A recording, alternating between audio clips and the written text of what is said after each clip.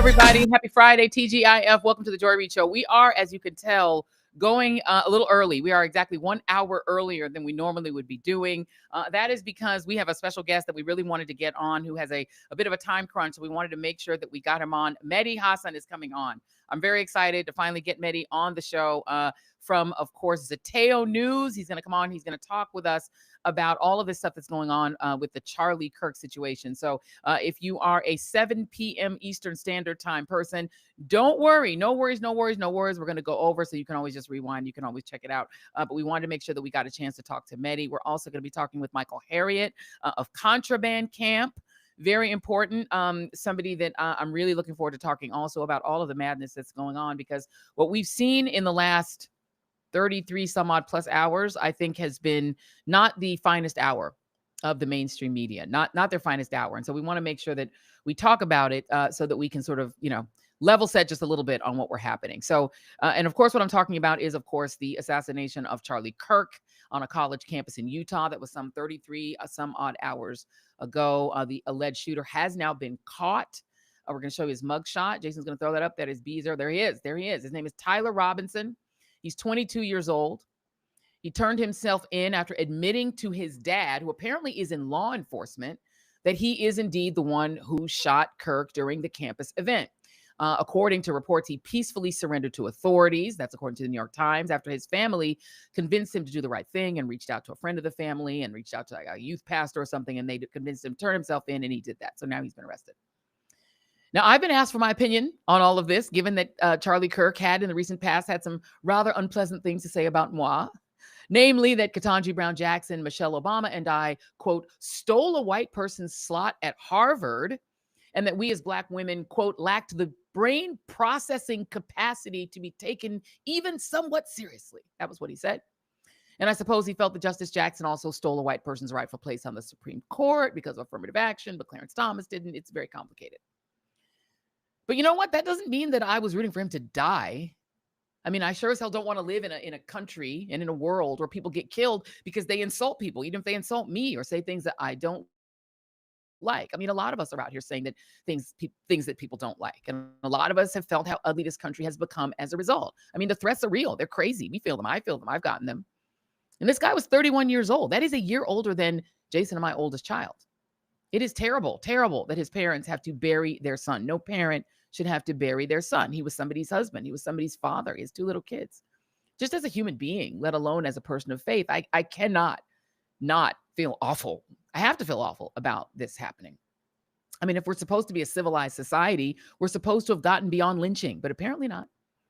After all, lynching is an American tradition, as is gun violence. The United States happens to be the most violent country in the world that's not engaged currently in a war. Just pull up that stat there. 357 mass shootings just in 2025 alone. 357 mass shootings. 6,889 mass shootings since 2013, since January 2013. How many days since a mass shooting? One. I mean, I personally feel gutted that one additional mass shooting just in the last day was a shooting in Colorado. It happened the exact same day, which was the anniversary of 9/11. And the shooter, a teenager, apparently had some extreme views that he posted online. We're going to show you a picture of him. Young white teenager who took his own life after shooting up his school. There he is. That's the mass shooter. So you've seen the mass shooter in Utah. You've seen the mass shooter here. And apparently he went to Evergreen High School in Colorado, which I actually have heard of. I remember Evergreen High School. Apparently he held some very extreme views, shot at other students, and then took his own life. So another mass shooting, literally same day as the Charlie Kirk shooting, did not get the same attention. The mainstream media didn't tell you all about that, but both of those 2 shootings happened on the same day. Would also really love to know why, when a white shooter shot a white conservative right winger, and what that had to do with Black people, and why the right did this weird reflex that they always do of calling in bomb threats to HBCUs. Really, MAGA? So a white shooter kills a white conservative and HBCUs get the bomb threats? Why? I'm really not sure why that is. But they did. Multiple HBCUs facing bomb threats yesterday after the shooting of Charlie Kirk. And I have no idea what that has to do with HBCUs. You also saw the Naval Academy have to go in lockdown, bomb threats there. There we go. Hampton University received notice. Virginia State University, Bethune-Cookman University, Southern University, and Alabama State University. All of them went on lockdown after receiving bomb threats following the assassination in Utah of Charlie Kirk. What that had to do with Black people and Black colleges, I couldn't tell you. But it also is the most American thing in the world that is what happened. And I also have to tell you guys that I also, frankly, object to the way that this whole tragedy is being covered by my profession, by the mainstream media. Well, my old profession at this point, mainstream media. Because based on the coverage that many of you have seen, you would think that this guy was just some ordinary conservative thinker and activist who loved to debate college kids and invite real dialogue. And you'd be hard pressed to actually know much more about him other than that he was a young firebrand and a Christian family man with a wife and children. The media has decided that you are not mature enough to be horrified that this man was murdered in cold blood in front of thousands of college kids and to know what it is that made him a polarizing figure in the first place. The mainstream media apparently believes that you are not mature enough to understand, that you're not allowed to know that Charlie Kirk said the Civil Rights Act of 64 was a mistake because it spawned a generation of unfair fixes like affirmative action and DEI. That he said that Jews have been funding anti-white policies and that he agreed on that with white South African Elon Musk and seemed to agree that immigration is a setup for white replacement. You're apparently not mature enough to feel horrified by his murder and also know that he said those things. That he said that because of the existence of DEI, that if he saw a Black airline pilot, he would automatically question their qualifications, wonder whether they were qualified to fly. You're not allowed to know that he mocked the late Sheila Jackson Lee, even used a fake Black accent to make fun of her. That he mocked the Juneteenth holiday and said MLK was a bad person who did not deserve a holiday. He mocked George Floyd's death. He said he believed that empathy is a terrible made-up concept. He basically said women should give up any actual ambitions besides getting married and having lots of kids. He put down Muslims. He put down trans people. He said Mehdi Hasan, who's coming on the show in a short time, should be deported over a column that he didn't like. He said that Blacks were better off during the 1940s, during segregation. He refused to accept that trans people even exist. And his organization, Turning Point USA, created a watch list to track the thoughts and statements of professors who he disagreed with. He also said mass shootings are a reasonable price to pay for us to have the Second Amendment. All of that in the name of Christianity. And it is reasonable to get angry about those things and to use a Charlie Kirkism to vigorously prove him wrong. But killing, I mean, damn, that's too much. But that said, apparently, you getting to know the things that I just said is also too much. It's too divisive. The people who run the media now are also just assuming that everybody actually knows who Charlie Kirk even was. I mean, media people clearly did. Young conservatives clearly did. Podcast people clearly did. And many in the media clearly admired him and probably agreed with him on a lot of stuff, especially the anti-DEI stuff that a lot of them are pushing and that Trump is mandating, which is why the new bosses are very clearly steering the media to the right and saying that nothing can be said about Charlie Kirk other than that he was a great, wonderful young family man. Nothing else can be said. At my old haunt, NBC Universal at Ms. Now, contributor Matt Dowd, who, by the way, is a conservative. He's a conservative from the old school. He got fired yesterday. He got fired for comments that he made during live coverage of the shooting. Now, a lot of people aren't going to replay what he said, but I just want you to get to hear for yourself what he said. Here is Matt Dowd. And Jason's going to pull it up. It is 8:13. I'm going to give him a second to grab it. But following up what was just said, he's been one of the most divisive, especially divisive younger figures in this, who is constantly sort of pushing this sort of hate speech or sort of aimed at certain groups. And I always go back to hateful thoughts lead to hateful words, which then lead to hateful actions. So that was Newsbusters who put that up, because Newsbusters is there to like police the speech of the left. Matt Dowd is not of the left.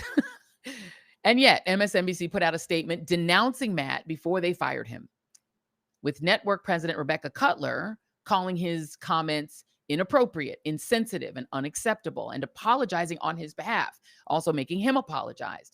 And she added in her statement that there's no place for violence in America, political or otherwise, which everyone agrees with. And I think Matt Dowd clearly agrees with that. I mean, did you hear Matt Dowd call for violence, political or otherwise? I did not. He was literally just talking about Charlie Kirk's own rhetoric. And now I also want to just let you hear Charlie Kirk in his own words, because again, I'm not presuming that you all know who Charlie Kirk was or that you knew of it before yesterday or before, the other day. So just so that you can hear it for yourself, which you can find on social media easily, but not so much on mainstream media, let me play a little bit of Charlie Kirk in his own words. I'm going to be like, boy, I hope he's qualified. The Civil Rights Act was a mistake. More cops should be around your neighborhood. Why do blacks have a broken family? A white person were to come up and say, black America really needs to get its act together and stop sleeping around all the time, and it needs to actually have Why would you? Because it's true. What percentage of young blacks have both a mom and a dad raising them? Of course we pander to blacks. They're in every TV commercial. And they're saying, I'm only here because of affirmative action. Yeah, we know. You do not have the brain processing power to otherwise be taken really seriously. If I'm dealing with somebody in customer service who's a moronic black woman, I wonder, is she there because of her excellence, or is she there because of affirmative action? Things got worse since the Civil Rights Act. More violent, less fathers around, horror. Be kissing the ground with gratitude, because you're right. You are not in Africa, and you should be thankful you're not in Africa. Certain skin color now gets their own summertime celebration. It's now become a racial complaining day. BLM, and remember what BLM stands for: burn, loot, and murder. America is poorer today than before we tried to start to help them. Black women. All right, joining me now is Mehdi Hasan, my friend from Zateo News, which you all should be subscribing to. Mehdi, thank you so much for being here. I just want to get your thoughts on the way the media has handled this situation. Horribly badly, in so many ways. But of course, the main way is the way you just very eloquently explained in your monologue, which is the idea that we should not be told who Charlie Kirk is or what he said and stood for because he was brutally murdered, right? You can be brutally murdered and be an innocent victim of a murder, but also have very horrible views. I was thinking about this for the last couple of days, trying to think of an analogy. It's not the best. It's the only one I can come up with. Maybe you can come up with a better one, Joy. If Louis Farrakhan was killed, assassinated, how would we cover his death? Would we say he was a wonderful man of faith? Because he's a man of faith, whether you like him or not. Would we say he was a great family man? Because he's a family man, whether you like it or not. Or would we say he expressed very horrific views about Jews and other minorities over the years, as well as white people? Like, what would the mainstream, when I say we, I mean the mainstream media, what would they say?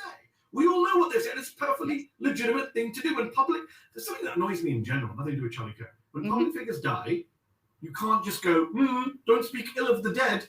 No, they're public figures. When I die, I expect people to go through my record and say, he said good things, bad things. He did good things, bad things. I liked him for this. I didn't like him for that. That's what obits are for. That's what profile pieces are for. This is not, obviously we don't want to make, obviously his family are off limits. Obviously we want to give condolences. What his wife and kids must be going through now, horrific. I cannot imagine what it's like for two children to lose their father and to have their father murdered on camera for the rest of their lives. Horrific. And I hope they punish severely whoever did it. Yep. But the idea that therefore means we can't say anything about Charlie Kirk's views. Charlie Kirk was proud of his views. He went around he literally died expressing his views. Yes. Right? They're calling him a free speech martyr. So why can't we talk about his speech? That's insane. I just find this so odd. It happens all the time. Like a president or a congressman or someone don't speak. No, they were public figures. They have a public record and we should be able, otherwise it's just hagiography. It's not journalism. And the other piece of it is that the thing that is not being reported is at the same time that this was happening, Black, HBCUs were getting death threats, and the media was doing this both sides. Both sides have lots of violence. I don't think that those HBCUs were being threatened by the left. We can just go back through all of the recent mass shootings. It's the right, it's the right, it's the right. You had a member of Congress, Nancy Mace, say, well, this person was probably trans. Start blaming trans people. No, it was a white male, just like lots and lots of mass shootings, but we couldn't even say that. Nancy Mace will apologize immediately. I'm confident that she'll put out a strong public apology any minute now, as will Laura Loomer and the rest. Look, I haven't got the energy Friday evening to get back into that debate that we've been having for 48 hours. I was on the BBC yesterday doing this bullshit that the right have pushed now, that all the political violence comes from the left. Don Jr. said today, if you think it's a both sides issue, you shouldn't be allowed on TV in America. The stats are very clear. ADL, not a group I'm a fan of, Center for Extremism at the ADL, crunched the numbers. Every single extremist-related murder between 2022 and 2024, 3 years straight, was carried out by right-wing actors, 0 by left-wing actors. In fact, this summer, we saw a lawmaker in Minnesota, Speaker Emerita of the Minnesota House, killed with her husband. Another 2 people were shot, another lawmaker and stuff. Like, we could keep going. You and I could come up with examples all night long of Trump. I've got a memory long enough to remember 2018 when Cesar Sayok, Trump supporter, sent pipe bombs to Bill Clinton, Barack Obama, Joe Biden, Hillary Clinton, to the very top of the Democratic Party, trying to kill them. Drove around with a truck covered in Trump photos and Fox images. So look, I just, that debate, unfortunately, they're in their little bubble. They actually do believe, I think a lot of people do believe, it's just the left. Some of them are grifters. Some of them have brainwashed themselves into believing this shit. But to come back, we can't do anything about them, Joy. We can talk about the liberal media, where you and I used to work, places like MSNBC, New York Times, horrific coverage. I mean, Ezra Klein writing a piece. Ezra, I know well. I'm friendly with Ezra. But that piece, and a lot of people have called him out for this piece, saying that he debated in the right way. He employed persuasion. Charlie Kirk, as you mentioned, when I did a COVID monologue on MSNBC in 2023, I think it was, his response was to do his own monologue saying, who is this guy? He should be, get him out of here. He should get rid of his visa. I'm a US citizen. Get him out of the country. Right? That's free speech. Your response to me saying I don't like, I want to defend COVID lockdowns. I thought the answer is better speech. Why didn't he come back with data on why COVID lockdowns are bad? No, he said, get me out of the country.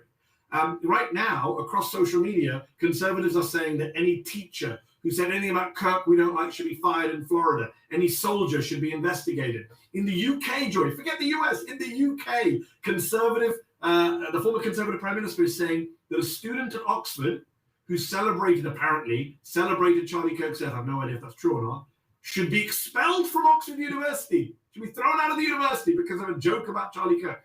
I thought, what happened to Je suis Charlie? What happened to the right to offend? I'm Muslim. I was told for years the West is all about free speech. You got to allow people making fun of your prophet. That's what free speech is all about, being offensive. Right. Oh, except when it's being offensive to someone you don't like. I personally don't think you should make jokes about dead people. But if other people do, the First Amendment protects them. That's what I was told. So the hypocrisy and our media coverage, Comcast that owns NBC, I don't even know if it still owns MSNBC. I don't know what the status is. Ms. Now. We're calling it Ms. Now. But Comcast, Brian Roberts, the chairman of Comcast, who is a Democratic Party donor, I believe, sent out an email to all the staff. 404 Media had the email, in which I just want to read to your viewers. We have it up. We're going to put it up while you read it. Please read it. Yes, we have it. This is the key line. He calls Charlie Kirk an advocate for open debate whose faith was important to him. Let's just be clear. Charlie Kirk said that I should be deported and that you don't have the brain processing power, Joy, to have your job. We were both MSNBC hosts when he made those comments. True. Interesting that Comcast is eulogizing a person who was not interested in open debate with you and I, but wanted me deported and you racially abused. So this is absurd. Again, let me add it. I have to say this because I ended up on Sean Hannity's show last night, a clip of me in Alabama. So now I have to do this after every answer. Of course, nobody should be killed for their horrific views. Charlie Kirk's murder was brutal, horrific, inexcusable. Our hearts are saddened for his family, genuinely. I can't imagine what it's like for 2 kids. By the way, those of us who care about the people of Gaza, and Charlie didn't give a damn about the people of Gaza. He said there's no such place as Palestine. Our hearts bleed for the children of Gaza who are being orphaned all the time. So yes, I'm very, very, very, very, very proud to say that I'm a human being who cares about Charlie Kirk's kids, innocent kids who've lost their dad. And I also care about Palestinian kids who've lost their parents. The difference is some conservatives only care about one group of kids. I like to care about all kids who've lost their parents, who are all innocent. And you went through his views. I'm so glad you did. At Zeteo, we just put out 17 quotes from Charlie Kirk. We didn't add any commentary. We didn't add any intro. We just said, here he is in his own words. And somebody on Twitter said, oh, you didn't provide any context. I was like, okay, so if we add any words, you'll say I'm spinning it, I'm editorializing. If we just give you his words, you say, oh, there's no context. Heads I win, tails you lose. Yeah. It's his words. He was proud of his words. And that's how we should remember him by his words. It is what he wanted to be. It's what he put out. It's what he wanted. I am running out of time with you. If you have 1 minute, and you're very good at doing 1 minute. No, I've got 5 minutes, Joy. 5 minutes. Oh, good. Okay, good. Now I'm going to take full advantage of it, because at the same time that this is happening, we're seeing the mainstream media fully taken over by the right. They're either cosplaying that they're over by the right, they're going to appease the right, or they're just letting it go. I want to talk about CBS News, the Tiffany Network, the Edward R. Murrow Network, the network that gave us some of the greatest journalism of our lifetimes, is now going to, the newsroom is going to be run by Bari Weiss.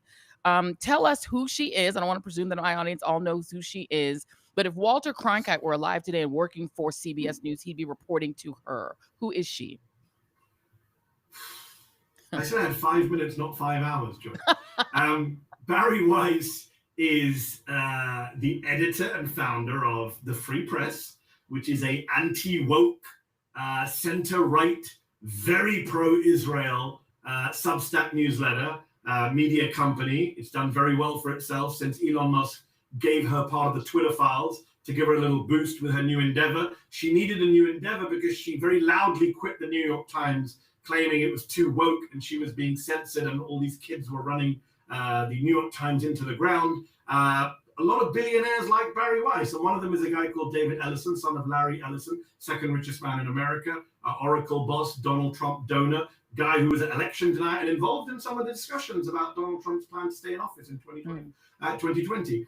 That's who David Ellison, super pro-Israel guy, David Ellison, super pro-Israel.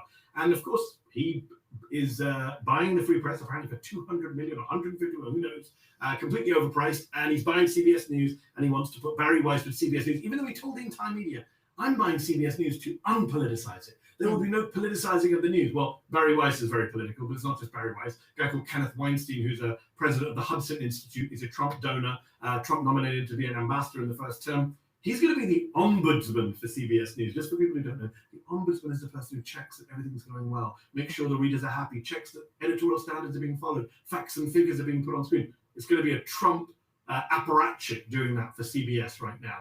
And it's so funny, Joy, whether it's big tech, whether it's the mainstream media, every accusation is a confession. All the things they thought liberals were doing, but weren't, they're doing now they're in power. They thought that Jack Dorsey was some crazy leftist supporting the Democratic Party. Then we got Elon Musk, who literally used Twitter as a vehicle for the Republican Party. They thought that liberal media is just some Democratic mouthpiece, but you and I both know that NBC News could never get away with making the ombudsman a Joe Biden donor with no experience in media. But they're doing it now in reverse. So every accusation is a confession with the right. And it's very worrying what's happening with Bari Weiss. I mean, already CBS News and every other mainstream media outlet is super pro-Israel. Do we really need it to become even more pro-Israel? There's not enough pro-Israel opinion in American news. And she has no experience, by the way. I mean, I feel bad for some of the senior CBS executives who spent decades in that industry, won all sorts of awards for 60 Minutes, etc. Although half the 60 Minutes top team already quit in protest. Yeah. Now they're going to have to answer to Bari Weiss. It is a strange world in which we're living. And the sort of the claim is that they want to sort of take the audience younger, but they're assuming all of the younger audience is far right wing. And so that is who they need to appease. They forget that there is a whole other audience out there that is actually a majoritarian audience that is sympathetic to the Palestinians. First time in my lifetime that that's been the case, but it is the case. This whole audience is being left to the side. And to your point, I mean, Zateo News is a great, the success of Zateo News actually is huge proof of it. But so then what do you think happens if the mainstream media is all going to take the knee, not just to Trump, but to Bibi Netanyahu, to be blunt? And that's what's going to be on mainstream media. What is the business case for that? I mean, I don't understand. That's such a great question, Joy. There is no business case for it. This is purely ideological. First person, so Wall Street Journal this week reports that David Ellison and his dad are now planning to buy Warner Brothers. Therefore, they will have control of CNN if that deal goes through. So they will have CNN and CBS News. The first person to text me that story was Zateo contributor Jason Stanley, who you know very well, left Yale, moved to Canada, expert on fascism. And the reason he texted me because he knew I would understand immediately the fascism reference here, which is go to India. Modi's billionaire friends bought out all of the TV industry. There is no longer anything other than pro-Modi news in India. Go to Hungary. Orban's rich friends bought out the media. It is all pro-Orban. Go to Turkey. Erdogan's rich friends bought out all the TV news channels. It's very hard to go against Erdogan on TV news. This is the playbook. There is this authoritarian global playbook. And this is what's happening with Donald Trump. You don't need tanks or gangs of rioters. You have your rich friends simply buy up everything. And then there is it's not a business case. CNN, I mean, Free Press is not worth $150 million. No serious person thinks that. It makes $15 million of revenue a year. right? There's no scenario it's worth 10 times its annual revenue. The reason he's paying that money is to say it's not about business. It is about ideology. It is about making sure that people are saying the right thing, that the billionaires and Netanyahu and Trump want to hear, that they get rewarded. And it is about making sure that there is no dissent within our media as we go down this fascistic path further and further. And there you have it. Mehdi Hasan, thank you very much. I'm so glad that you're there. Zateo News is where you can find Mehdi. And I highly suggest that you subscribe to it. There's not going to be much left out here other than independent media. If you want to get the truth and the facts, you will not get much of that from mainstream media. I'm sad to say I really did love working at MSNBC, but it is not, none of this is going to be the same. It's all going to change and not in the direction of progressives. Thank you very much, Mehdi. Appreciate you, man. Thank you. Thank you for making the time. Well, there you have it. We're now going to have, apparently, David Ellison also owns CNN and Warner, which means they would also control the movies, the films, everything else. Everything that comes across, whether it's the movie screen or the TV screen, will all be pro-Trump, pro-right-wing, pro-conservative, anti-DEI. I guess you could say anti-black, anti-trans, anti-gay. So there you go. They're going to own it all. Well, there we have it. Let's see if we have our next guest. I'm really looking forward to talking with Michael Harriot. Michael's not here yet. Okay, we're going to wait for him to come on. And while we wait for him, I want to read to you guys a couple of other things, because the other piece that what is not happening is that we're not getting to understand exactly who it is that is in charge of us now. Because Charlie Kirk didn't just come out of nowhere. He actually came out of an ecosystem of very, very, very rich men. And David Ellison is one very, very rich man who controls now Paramount and CBS, and maybe, according to what we just heard from Mehdi Hasan, will soon control Warner Brothers and CNN. But there are others. He is not alone. There is a small group of billionaires who slowly but surely, or actually rapidly, are coming to control all of the mainstream media, but they already had a foothold in new media before many of you even heard of some of these people. I want to talk with you about a couple of these new media entities. The first is the Daily Wire. I'm going to read this story. The first piece I'm going to tell you is the New York Post. I don't have this to put on screen, but I will put these links in the Substack, enjoyandread.com, which is called Joy's House. I will put all this in there so you guys can see it in the Substack, but I'm just going to read it to you right now. So forgive me while I read. The Daily Wire was founded in 2015, the Daily Wire, by then 31-year-old Breitbart editor, syndicated radio host, Harvard-trained lawyer, and right-wing columnist Ben Shapiro. You've heard of Ben Shapiro, whose parents are a Hollywood executive and a composer, and a gentleman named Jeremy Boring, who's a veteran of the late Andrew Breitbart's right-wing Hollywood thirst website, which is called Big Hollywood. He formed this website to try to create an alternate to Hollywood, whose initial funding came from a billionaire named Ferris Wilks, Farris Wilks. Who is Ferris Wilks? Let me explain to you who he is. Wait, hold on a second. The Daily Wire, let me read a little bit more. I wrote these notes earlier. I'm going to read them to you. The Daily Wire is a right-wing media company. Their goal seems to be to achieve Breitbart's dream of replacing traditional Hollywood and the film and TV industry with a right-wing version, without all of the inclusive casting and storylines, and take it back to a traditional white version of Hollywood from the pre-1960s. To be clear, they've been very successful at finding a large audience for this. And that audience was very attracted to Ben Shapiro's brand.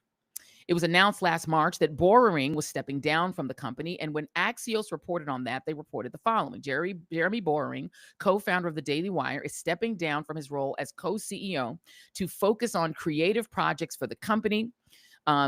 He told staff in a memo obtained by Axios. Why it matters. Boring had been with the Daily Wire since its inception in 2015. This is during the end of the Obama era. He helped grow the outlet from a tiny news startup with $4.7 million in seed funding to a media giant valued at more than $1 billion last year. So this guy comes along. He's a young lawyer. He's a trained lawyer. He comes along. He gets $4.7 million in funding. And most of that funding came from this man, Ferris Wilks. And here's what The Guardian says about Ferris Wilks. Two billionaire Texas brothers, whose fortunes derive from oil and gas fracking, have pumped millions of dollars into right-wing media outlets that have promoted climate crisis denialism and sent more big checks to back an array of evangelical projects and conservative Texas politicians. I'm going to halt right there. I'm going to come back to this because I really want to get into who is funding these outlets, including Charlie Kirk's outlet. But I do believe Michael Harriot is here, so let's go ahead and bring him in. Michael Harriot, who is one of the best journalists in the country, Black AF history is his book that is back, I think, on the New York Times bestseller list for like the 475th time. Contraband Camp is his Substack. Zateo is housed on Substack. Contraband Camp is on Substack. Joy's House also on Substack. So Substack's got a lot of goods. But this man, who is one of the best historians in the modern world, I don't say that because he's my friend, but he's also my friend. Michael, thanks for being here. Thank you for having me. So we were talking, we're going to go back to the conversation we were having before. I was about to veer off into this stuff about some of these other or outlets like the Daily Wire, but I want to go back to the Charlie Kirk of it, because the first thing that I noticed when this horrible murder happened, and I mean, it is horrific, and we have to say for the 470th time, it's awful, and people should not be murdered for views that we don't like. Not long after that, there was another school shoot. There was a school shooting in which 3 people were shot, and then the gunman took his own life, a teenage shooter. And then not long after that, we saw HBCUs catching strays. Like HBCUs were then getting death threats. I'm like, what did Black folk have to do with it? What did you make of all of that? Yeah, I felt the same way. I didn't say much about Charlie Kirk because, we've had some run-ins while he was alive, and I think I've said what I have to say about Charlie Kirk when he was among the living. So I didn't feel the need to say anything about his death because, you know, during my time as a journalist, I have, you know, written a lot about gun control. Mhm. And at a certain point, you start to realize, oh, it's not going to do anything. Pointing out the statistics, pointing out the tragic deaths of children, whether it's Sandy Hook or Parkland, it's not going to do anything. And then you get to that same point with like these right-wing extremism, right? Like what they say about Black people. I remember, many of the things that people are pointing out that he said, Yeah. he specifically said about you, right? And you get to a point where you realize, oh, these people just have hearts filled with hate, and it's useless to point out the lack of logic or the stupidity and or the hate or the ignorance in what they say. And so when when the thing happened with Charlie Kirk, you wonder, well, should I say something about guns? Um, and that's useless, right? You shouldn't say something about, the racist things that he said. Well, that's useless. And so I came to the conclusion, like I stay out of white folks' business when it comes to, stuff. It was, as we've seen, it was a white shooter killing a white guy over we feel bad when anyone is shot. Like generally progressive Black people, left-leaning people, what we're saying is don't kill people. Right. That's why we're stopping good. Like don't hate people. That's why we're against the hate speech, Yeah. right? So no one is saying now it's time to hate Charlie or thank God someone killed Charlie. We think like I personally feel like every death is a tragedy, Indeed. murder is bad, death is bad. And what we saw was that because of the proliferation of guns and hate and this political vitriol, right, we can't escape it and it converged. And it wasn't a kid at Sandy Hook that day, and it wasn't someone at Parkland, it wasn't a school shooter that day. When you have 108 people killed every day, some of those days it's going to be a person who you know and who you've seen before. And the reality is, I mean, this was an open campus. People were allowed to carry on that campus. So if that young man who has been arrested walked onto that campus with an AR-15 strapped over his shoulder, there's not much that the authorities could really do about it. In one case, and this is somebody I actually like, Peter Schorsch, who runs a Florida political blog, fired a reporter that was on his staff because the reporter reached out to a member of Congress to ask him, hey, do you still support campus open carry in the wake of Charlie Kirk being murdered? That seems to be a pretty logical question, but that was deemed to be too much. So wait, you can't ask a member of Congress, a Republican who has been advocating for open carry on Florida campuses, Florida, of course, having a lot of gun violence and gun deaths. Oh, okay. And that's where the Parkland shooting happened. Asking a member of Congress who votes on these things, whether he supports open carry is a firing offense now. Matt Dowd saying this guy said a lot of hateful things. I mean, I just played a little while ago some of the things he said. If you are a recipient of it, if you're Black, Muslim, if you're trans, if you're Mehdi Hasan for sure, who he said should be deported, if you're me or Michelle Obama or Ketanji Brown Jackson, who said we don't have the candle wattage, the brain capacity, brain power to be taken serious. I mean, like, people can be offended and think that might be hateful. Just playing it is now a firing offense. I wonder how that even works, because if we're saying that you can't say anything about anyone as long as they were killed, Mehdi Hasan made a really great point. If this were Louis Farrakhan, they'd say all the things. Right. I think, and if it was Louis Farrakhan or anyone, they at least contextualize. I mean, remember, right? They said the stuff about Kobe and his rape case when he died, right?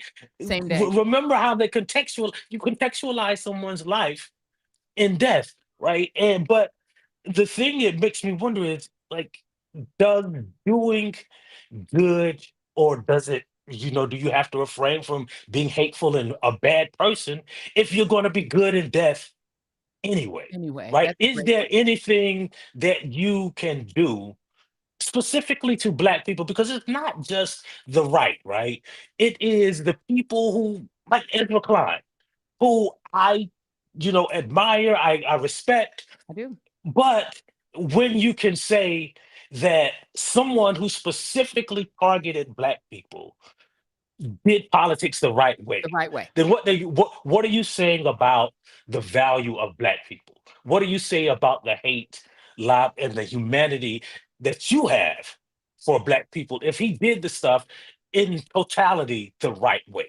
And the reality is, this is somebody who, he actually left college. He was in junior college. He dropped out of junior college in order to create Turning Points USA, because an 80-year-old, very wealthy man came along and said, "Here's a lot of money. We want you to advocate free market conservatism." He did that, and he ended up forming Turning Points USA. It's a hell of a feat for an 18-year-old to get, millions and millions of dollars invested in him, because he saw that he was conservative and wanted him to do it. That's fine. His whole thing was arguing with college students. So he would go from campus to campus saying, "Prove me wrong." And I think that's perfectly legitimate to do. If you want to make your, and he had a podcast doing that where he would debate people. I think that's perfectly fine. If that's all Ezra Klein meant, then fine. We can agree that people should debate. But I'm not sure that it is a free debate, a fair debate, that you and I are going to have a debate on whether Black people have the mental capacity to be a pilot. That if you are Black, I will question your capacity to fly a plane. Now, presumably, if you're sitting in the cockpit, you had to have the flight hours, the training. I don't think United Airlines or Delta Airlines is going to just I think he named them, like, he made up some random names of Black people and said, well, Bobo and Ray Ray are just sitting in the cockpit. I highly doubt that the insurance carrier that was covering United Airlines or American Airlines or Delta Airlines would just let Ray Ray sit in the cockpit because he's Black. So that's not a genuine argument, right? We're not debating whether Pookie and Ray Ray can just come sit in the cockpit and being Black is the only qualification. You have to have thousands of flight hours to be a pilot. You have to go through, and the fact that there are so few Black pilots means it's even harder for Black folks to do it. I know a young man who wants to be a pilot. The barriers to Black people being pilots, where they would have to go to school, where can they get flight training? It is much harder for a Black. If I see a Black pilot, I think that must be the baddest pilot in the world, because he went through 8,000 hoops that a white pilot did not. That's how I feel. Yeah, and there's an important part that we need to say about this whole narrative of this open debate that Charlie Kirk liked to have, and that it wasn't debate, right? I mean, in debate, there's a moderator and there's a level of truth and fact checking, and then one side presents their side and the other side presents their side. That's not what he did. What he did is propagandize to young people who, one, knew less, and two, who would never, ever, not me, not you, not scholars, would never ever, no matter how much facts they had, would ever be able to convince Charlie Kirk's audience, because that was watching him, right? He wasn't doing it in front of a bunch of people and then they were going to sign up and vote Republican, right? He was doing it for his audience to sell content, right? And those people, no matter how many facts, back to what we said earlier, you present to them, it's not, Charlie was always going to win. And he bamboozled everybody else into saying, it's a debate. he'll go anywhere and talk to anybody because and it's a neat trick because like when you talk about Zateo, right? I read Mehdi Hassan's book, right? And one of the things he talks about in his book, How to Win Any Argument, is the tricks that people use in arguments. And one of those tricks is to dismiss if they're right, if they're correct, if they're factually correct, you can dismiss it by saying some people say, oh, that's what they want you to believe. That's the trick. That's the totality of the trick that Charlie Kirk, trafficked in. Right, that's what they want you to believe. That's what the left wants you to believe. That's what this thing wants you to. I don't believe in the word empathy because that's what they want you. They want you to feel stuff, right? And then he could dismiss any fact. So it wasn't debate. So this idea that this dude was playing politics right is like almost the opposite of what it is true because what he was doing is propagandizing and spreading the idea to the world that the facts don't matter, right? If they show you definitive proof, you can say I don't feel that way. That's what they want you to believe, and that's partly why politics is in the place that it is now. So that narrative and the whitewashing of his legacy and all of doing all of that for at the expense of Black people's humanity. I agree with Um, that. And I mean, the reality too is that I think because Donald Trump took such immediate advantage of it, and not everybody actually played, I'm going to play a little bit later what Donald Trump actually said after. He did it a 4-minute diatribe in the White House in which he made a lot of threats. And he's following those threats, which is with essentially saying, because this happened to a white young man that he admired, shot by a white person, he's now going to double down on invading Black run cities. So the ipso facto is because this shooting happens in Utah where there's hardly any Black people. Now I'm going to go in and I'm going to invade Memphis. It's going to be even harder on Baltimore. We're really going to but the place where conservatives turned out not to be safe was in Utah. This didn't happen in Memphis or Baltimore or Washington, D.C. or Chicago, which Trump is now saying it's Chirac. I'm going to invade it. I'm going to put the military in there. He's making Black cities sound like hellscapes. And yet their own prince, the person they are giving the Presidential Medal of Freedom to, the person that they flew his body on Air Force Two, quite an honor, his wife. God bless his wife for being able to get that honor for herself and her children. But they're treating him like he's MLK. A lot of people on the right are saying this is their MLK. Okay, you have a right to say that. If that is who you believe is your MLK, you can have whatever MLK you want. But one of the things that people are now doing is trying to also say that this is proof that, number one, the left is violent. And Charlie Kirk would do things like saying, well, 50, he'd throw out fake numbers. Well, 50% of murders are Black people. That's not even true. But once he says it to a college kid who can't look it up in that moment, they're like, wow, 50% of the murders are Black people? How would you even know? Well, you, my friend, are much better at doing the statistics thing because you actually write them down and look them up. You guys did a really great piece in Contraband Camp, and I want to put up a few slides from it, in which you went after this notion that the violence is the left, that it's the left that does the violence, and that it's, I guess, apparently what Charlie Kirk and others wanted to believe is Black people that do the violence. So I'm going to put up these slides, and I would love for you to walk me through them. And this is C1. I'm going to let Jason get time to pull them up. The title of this is "Are Leftists Coming for You?" Here's what the data says about political violence, and it's specifically referencing the Charlie Kirk situation. So let's go to C2. And this is the number of hate crimes by year. Talk about this a little bit. Why did you guys decide to do this? You did 10 years. You started 2015 through 2025. What does it say to you that the big bump in the middle and the big jump in hate crimes was it looks like during Trump Biden? yeah. Well, what we saw is we only looked at 10 years. We only talked about 10 years in the piece, but we also actually looked at a longer trajectory. And what we saw was that hate crimes, and we also looked at political violence, acts of political violence. It just tripled as soon as Trump entered politics, right?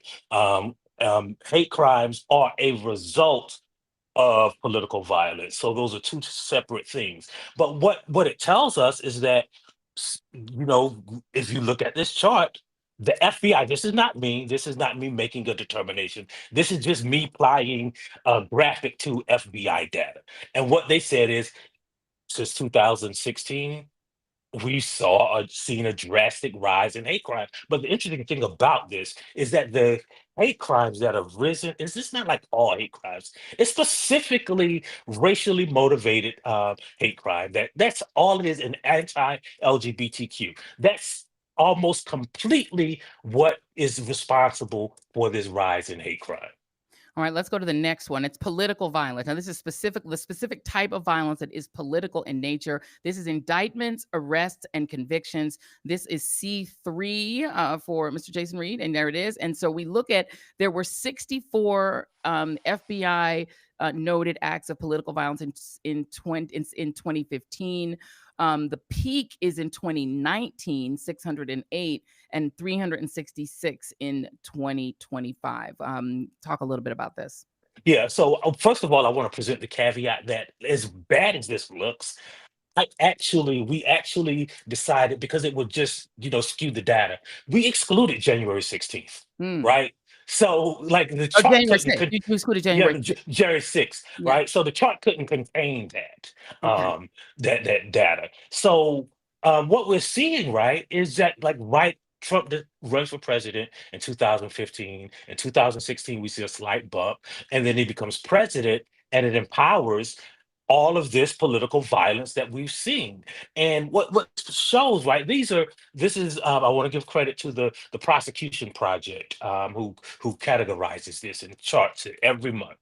And what we've seen throughout this, it's just right wing violence, right?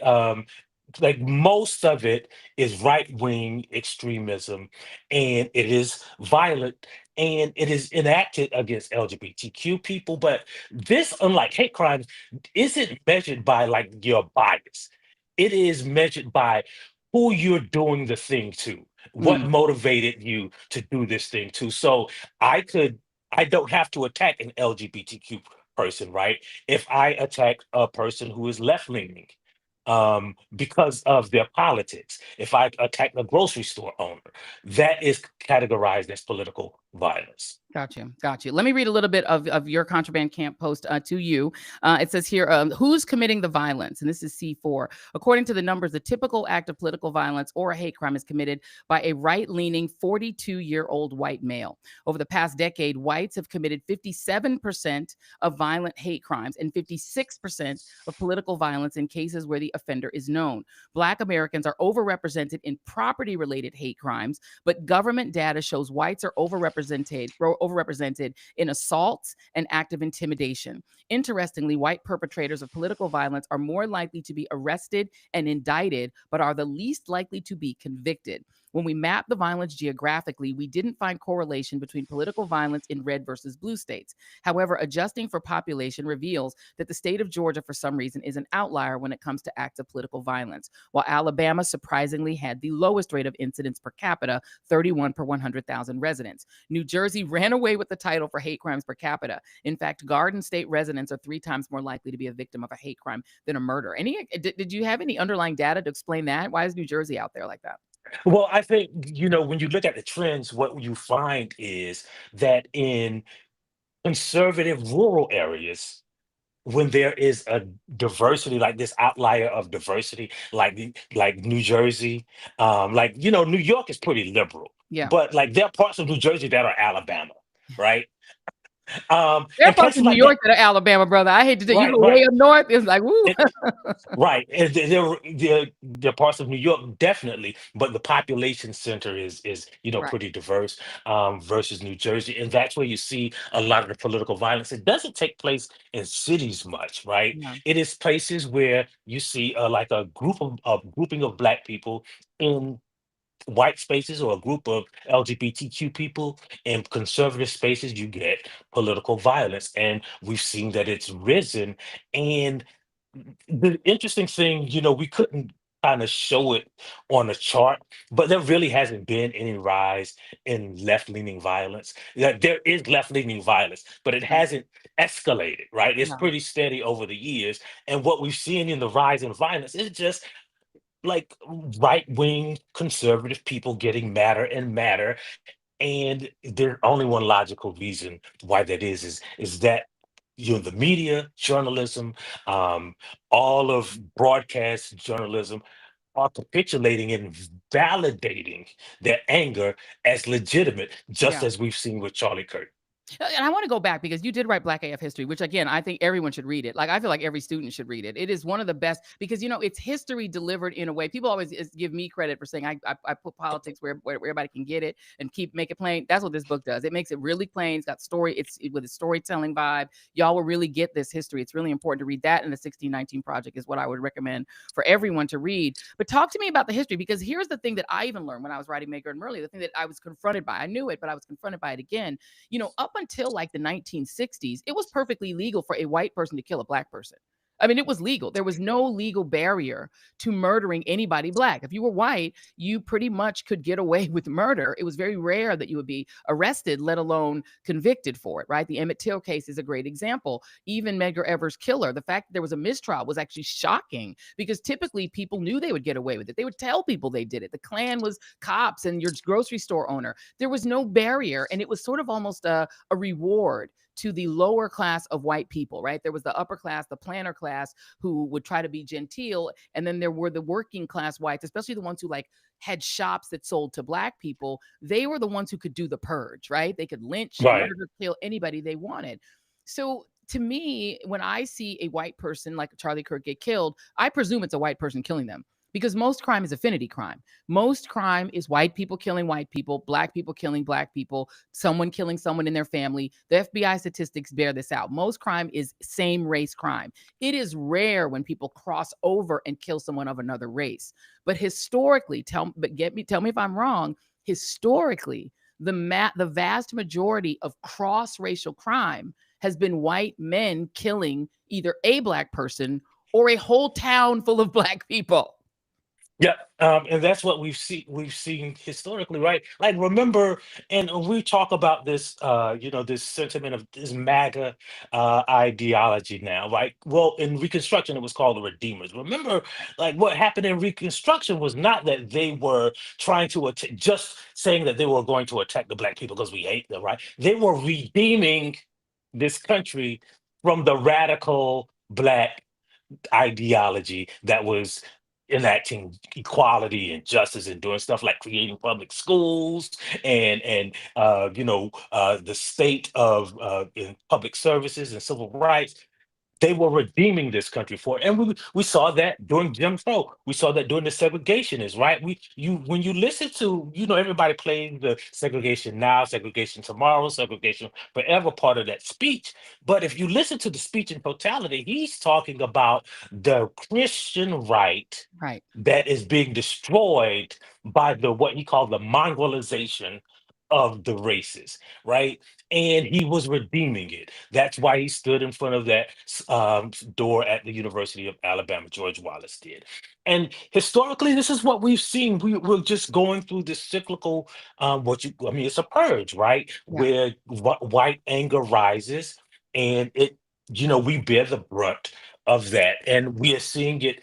And I think this Charlie Kirk thing is not just inciting whites; it's going to serve as pretext. Trump Yeah. already said it, right? Yes. Right. We're going to curb your speech. Anybody who says this thing, but only the people in this group who Yeah. say this thing, right? We're going to attack them. We're going to jail them. We're going to bring down the full force of the government and the authority to as a pretext. I mean, that as a measure of silencing this opposition. They're redeemers. Yeah. Yeah. They are the new redeemers, and we see it through history. But the interesting thing about it, man, and this is the most sobering thing about it.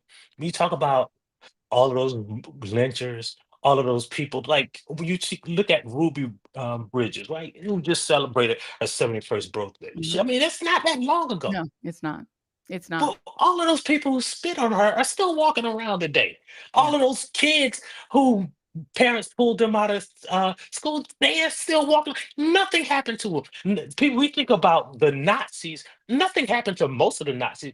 The thing that the people who did time and served had criminal cases in the Nuremberg trials were people in the Hitler regime. But the civilians who supported them, the civilians who voted for Hitler, the civilians who stood by the civilians who told on the Jews and that sent them to the concentration camps, Nothing happened to them. Yeah, They're nothing still, they're happening. still around today, and we can't wait. I do believe that what MLK said about the arc of the universe bends towards justice, but it doesn't just naturally bend toward it. That's right. We have to bend it, right? And that is the thing. Like, there is no one who is going to change this country or save us but us, Yeah. and we can't wait for like this ethereal idea of justice to right the wrongs that we are seeing, and the attacks on black people, and the people who are saying what they're doing to black people now is the right way to do it. Yeah. It's the and In the the right New York Times, yeah. we cannot believe that this country will ever give us justice. We have to take it for ourselves, and that is what they're trying to prevent. Amen. Let me put one more stat up. Amen. And also, the arc of the universe bends toward justice, and then it often bends back. Here's another slide. I just want to put up this one more slide, because this is the thing that the right often does, and that respectfully, Mr. Kirk would do, is just throw out a stat and say, well, most of the violence. I mean, Nancy Mace did this. Most of the violence is the left. Most of it is the left. Most of it is blacks. Most of it is black people. They're the ones who are violent. Here is the statistic. This is C4. Who commits political violence? And this is something that we just have to face. This is not facts. Don't care about your feelings. This is just a fact. 55.66% of political violence is committed by white Americans. Unknown, 18.64. 11.74% African Americans, which is about at population share. Latinos, the people who Donald Trump said they're bringing crime. People who come from Mexico are bringing crime. They're bringing drugs. They're rapists, right? He says the immigrants are. But as of course, 3/4 of Latinos who are in this country are citizens, they're not immigrants. But only 7.48% are committed by Latinos. Okay, 3.7% by Asians. This is the actual facts, Michael, and it's irrefutable. It's numbers. Right. And we also have to acknowledge, like, that is also with almost 20% of those people being unknown, right? That's So if right. you remove that, that white percentage grows even more, right?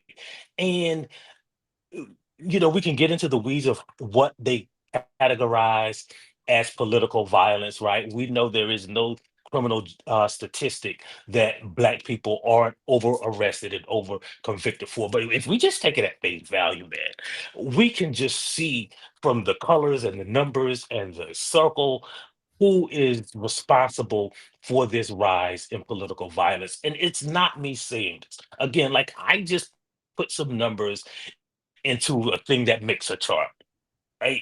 And this is what the chart says. This is what the government says. This is Yeah. what the scholar says. This is what researchers who know more about this than I do Yeah. This is say. Cash Patel's And FBI. Let's go in. Let's go one more. Let's go gender of perpetrators. I think we can go through this one pretty quickly. I think everybody can presume it's mostly men. 3/4 are men, and I think that's pretty obvious. There are not that many political shooters and mass shooters are right wing. And this one I think is really, really important, because this supposition, and actually, ironically enough, this is the question that Charlie Kirk was actually answering. The person who stood up and asked him how many mass shooters are transgender, and he said too many. And this was the last question he answered before he was murdered, which is really pretty eerie. But there is this supposition on the right that transgender people are the big menace when it comes to mass shootings. But if you look on this chart, it shows that gender non-conforming people, the number is so small I can barely see it. It's 0.8%. Women is small. It's only 16%. Unknown is 8%. But this number, did it surprise you that it wasn't even 1%? yeah, no, it doesn't surprise me because the I know, like, aside from the statistics, how people's minds work. Like, when you see the number of shootings that we see per year, and if two of those people are trans, right, you say, well, man, trans people shooting a lot, because you just don't see trans people in the news a lot, so you be like, trans people out here shooting people. That's just how the way our minds work. Yeah. But when you couple that with an already existing prejudice, Yeah. right, you ascribe that thing that you've seen anecdotally to a whole group of people. That's how prejudice and bigotry works, Yeah. right? So I'm not saying, right, like, if I am out in a city, I know that the person, I'm scared of everybody. If there's a shadowy figure in the dark, Sure. who's regardless of the race it is, right? But I don't want the police driving by and saying, "Hey, I'll lock up all the black people because it's more likely that a black person is going to shoot you." Right. You think that's cool? Because you'll be safer, right? I'll be like, no, because No. some of those people are us, right? Indeed. Some of Yeah. those people are innocent.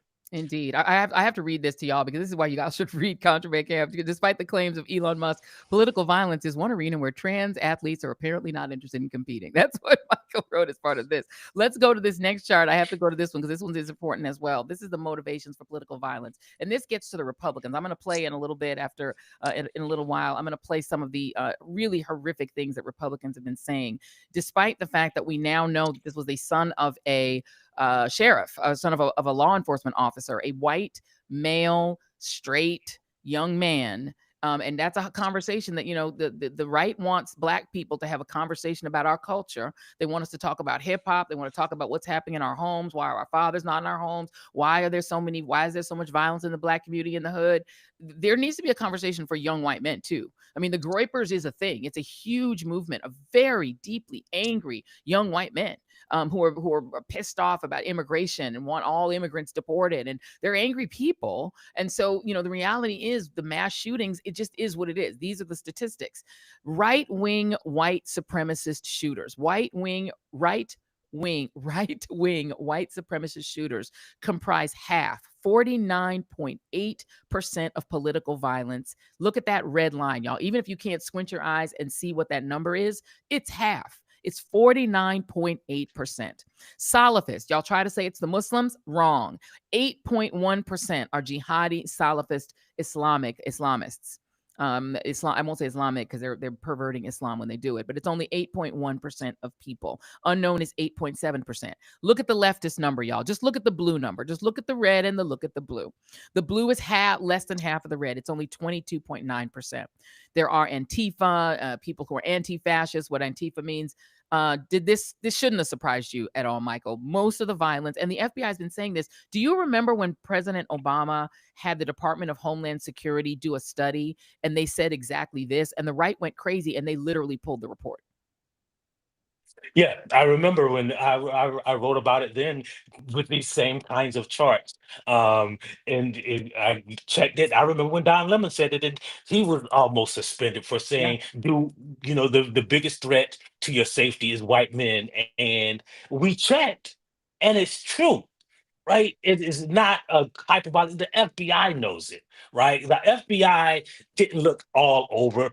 You notice they didn't go to DC or a black neighborhood looking for the person who did this shooting in Utah, right? yeah, Like they didn't, they know where to find these people. They know who are committing these crimes. The narrative is something that they won't even confront. But the less they choose to, the more they choose to not confront this narrative, the more of these crimes that we see, right? Because they don't want to talk about the white community committing these crimes. They don't want to talk about the inner suburbs or the rural areas where white people live was being responsible for this gun violence, right? They won't talk about the gun culture because that is politically, taboo. And the fact that they are running scared, as the whole media are, is about this Charlie Kirk thing, right? Like they are deathly afraid to even put the things that he said, not even make a value judgment on him, but just say this is a guy who has said this thing. Because if you don't tell that story, you cannot know regardless of who shot him. that's right. What these people were angry about who might have shot him. Let's say it was leftists.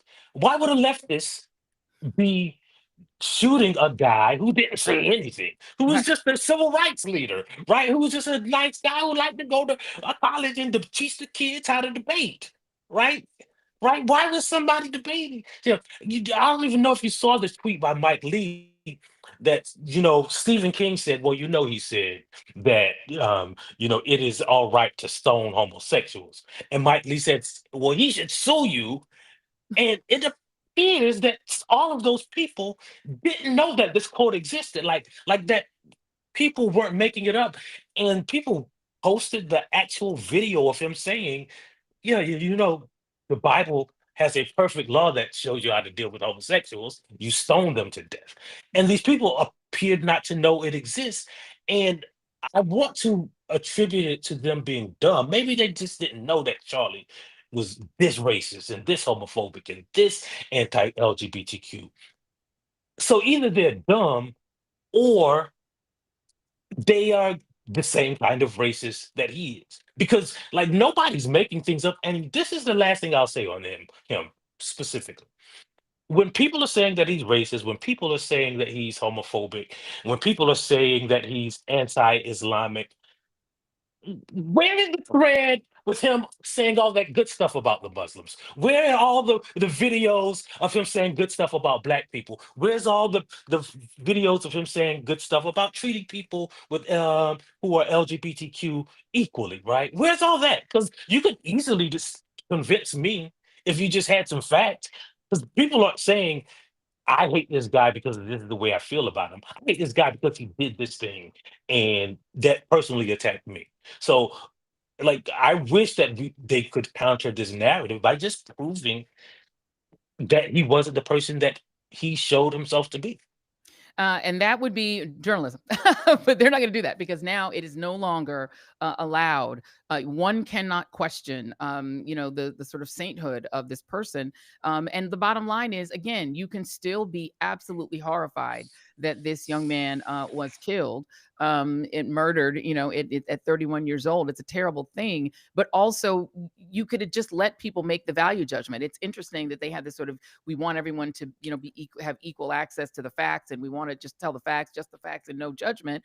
You just give them the facts. Michael Harriot, you were great. Thank you so much. I appreciate you. We're going to make sure we put the link to Contraband Camp, and also we're going to put the link to Black AF History, which is, I don't even know if there are any left. It's probably all sold out at every bookstore. I don't even know if you can get a copy, but try to get you a copy or go to the library and take it out if you can't find one to buy. But try to support this brother. Thank you very much, Michael. Thank you for having me again. Of course. Thank you very much. One of the best out there, Michael Harriot, everybody. Give him applause. We want to big up the chat, everybody who's hung out with us. Yes, we did start early. If you got here late and you didn't get to the top of the show, I want to holler at everybody in the chat. Thank you all for being here. Everybody in the chat is very spicy. I see all of your comments, and I see all of your comments about time. There's the applause. Jason giving y'all applause. I hope you take in the applause. Take it in, take it in, take it in, take it in. Enjoy it. Take it in. It's really important to applaud yourself. Thank you all for being here. There is a lot of people who are in the chat who are talking about the fact that Tyler Robinson, who is the shooter, is a groyper. I have not confirmed that, so I'm not going to go ahead and report that. I'm going to try to do a little more research. I've been trying to look into that a little bit more today. But the bottom line is this person was not a member of the left. But I want to play for you guys some of what was said because we've been talking about it a lot. I want you guys to hear. I'm going to start with Nancy Mace. Nancy Mace has been one of the worst. Her first statement out of the gate was to blame Democrats for the shooting of Charlie Kirk. Here's Nancy Mace. So this is A0 for Jason. We're going to play her. Own what happened today. I am devastated. My kids have called panicking. All the kids of every conservative in the country called panicking. Just because you speak your mind on an issue doesn't mean you get shot. Then by that logic, do Republicans own the shooting of the two Democratic lawmakers in Minnesota? Isn't this on both sides? Are you kidding me? No, I'm asking We a don't serious know what question. condition Charlie Kirk is in right now. Some raging leftist lunatic put a bullet through his neck, and you want to talk about Republicans right now? No.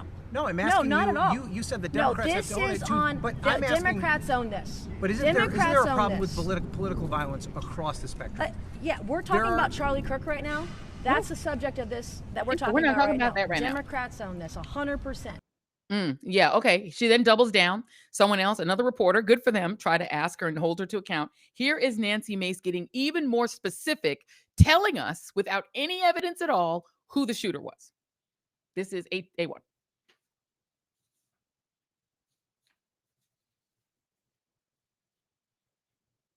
Oops. Oh, we don't have it? Okay. Oh, we don't have A1. All right, that's okay. We're trying to load it. Oh, okay. No worries. We're going to move on from A1. She then says, and I'll just tell you what she said. She went out and she said, this is probably a trans person. She's like, it's probably a trans. And turns out that wasn't true. Now let's move on to a guy named Bob Onder. I've never heard of Bob Onder, but he is a member of the United States House of Representatives. Shit ends. Like, enough is enough. And now I have to deal with real safety concerns. It sounds like the shooter was a tranny or pro-tranny. And just because I want to protect women, that I'm worried about getting murdered? Are you fucking kidding me? It's out of control, and enough is enough. And I'm going to double down on this. I'm going to be more vigilant than ever. I'm going to be louder than I've ever been until this shit stops. It's got to stop. This person is probably, she is the biggest grifter in Congress. This is a woman who on January 6, 2021, told her staff, go out there, take me out there to where the mob was ransacking the Capitol so I can get punched in the face so I can get publicity. I'm sorry that I even gave her credit for her tears when she met with the victims of Jeffrey Epstein and Ghislaine Maxwell. She walked out in tears and actually voted to go ahead and release the Epstein files. It's the one decent thing that she's done in Congress. She is a troll. She's a troll's troll. She had no, first of all, calling people tranny. She used to be very pro LGBTQ, but then she realized the money was to be made and the grift was to be had on the right. So suddenly she went to the far right and decided she can't stand LGBTQ people. So she saw that's where the money is. Now she's literally saying, oh, it was probably, no, it wasn't. The guy's not trans. It's a guy. It's a white male, ma'am. Let's move on. Bob Onder. He and this is A3. We're going to get A2. I think it's A2. This is Bob Onder, who's a member of Congress. Well, what for us? Well, everything has changed. If we didn't know it already, there is no longer any middle ground. Some of the American left are undoubtedly well-meaning people, but their ideology is pure evil. They hate the good, the truth, and the beautiful, and embrace the evil, the false, and the ugly. And they literally will kill those with whom they disagree, just as their predecessor, leftist Marx and Stalin and Lenin and Pol Pot and Fidel Castro did. We must. He had no reason to say that, and also should have to apologize. This man blamed all they're blaming all the Democrats. Okay, this is their thing. The Democrats are to blame. They have no evidence. I just showed you the statistics. The vast majority, half of political assassinations and murders are from the right. Only about 22% are from the left. You can get the guy who shot the number 3 in Congress was like a far right far left Bernie support. That is rare. The vast majority are people on the right who are doing massacres because they're mad at immigrants. They're mad at Black people. They went up the one who shot in upstate New York. Scalise, that's right. Congressman Scalise, that guy. That's the one left I can think of in this moment. The vast majority are far right, angry right wingers, and they are almost demographically white males. That's why the FBI, their typical profile of a mass shooter is a white male between 25 and 49. That is not me. That's the FBI. Let's move on. AOC had a response to all of this, and she focused, because she's AOC, on policy and on what actually would solve things like this. This is A3. This is AOC. People can finger point all they want. Look at the record. Look at the actions of what we are doing. I don't think a single person who has dedicated their entire career to preventing gun safety legislation from getting passed in this House has any right to blame anybody else but themselves for what is happening. When a politician tries to blame words for inaction, they need to look at their action and their record. Enough of this. This is horrific. This is awful. And the assassination of Charlie Kirk risks an uncorking of political chaos and violence that we cannot risk in America. Now that came. Let's go on to Liz Warren. Very smart comments by AOC, because the right is out there screaming civil war. There are people on X Twitter screaming civil war now. We're going to go after every leftist. We're coming for you, naming names, adding people, saying that we're going to have a civil war. And they're claiming that the left is violent, but their response is to call in death threats to HBCUs and threaten civil war on social media. I'm sorry, aren't you all the January 6th people? Y'all are the January 6th people, but you're saying the left is violent? Prove it. Prove me wrong. The right is violent. Prove me wrong. I want to see what your statistics are. Where's your data to show that most violence is left wing? It's mostly right wing, and sometimes it's right wing on right wing. Sometimes it's people from it be your own people. It be your own people, as the quote goes.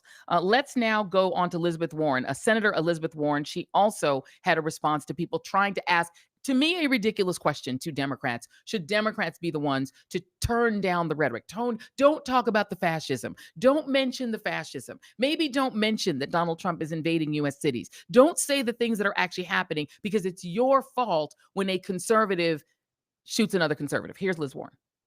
Oh, please. Right. Why don't you start with the President of the United States? Right?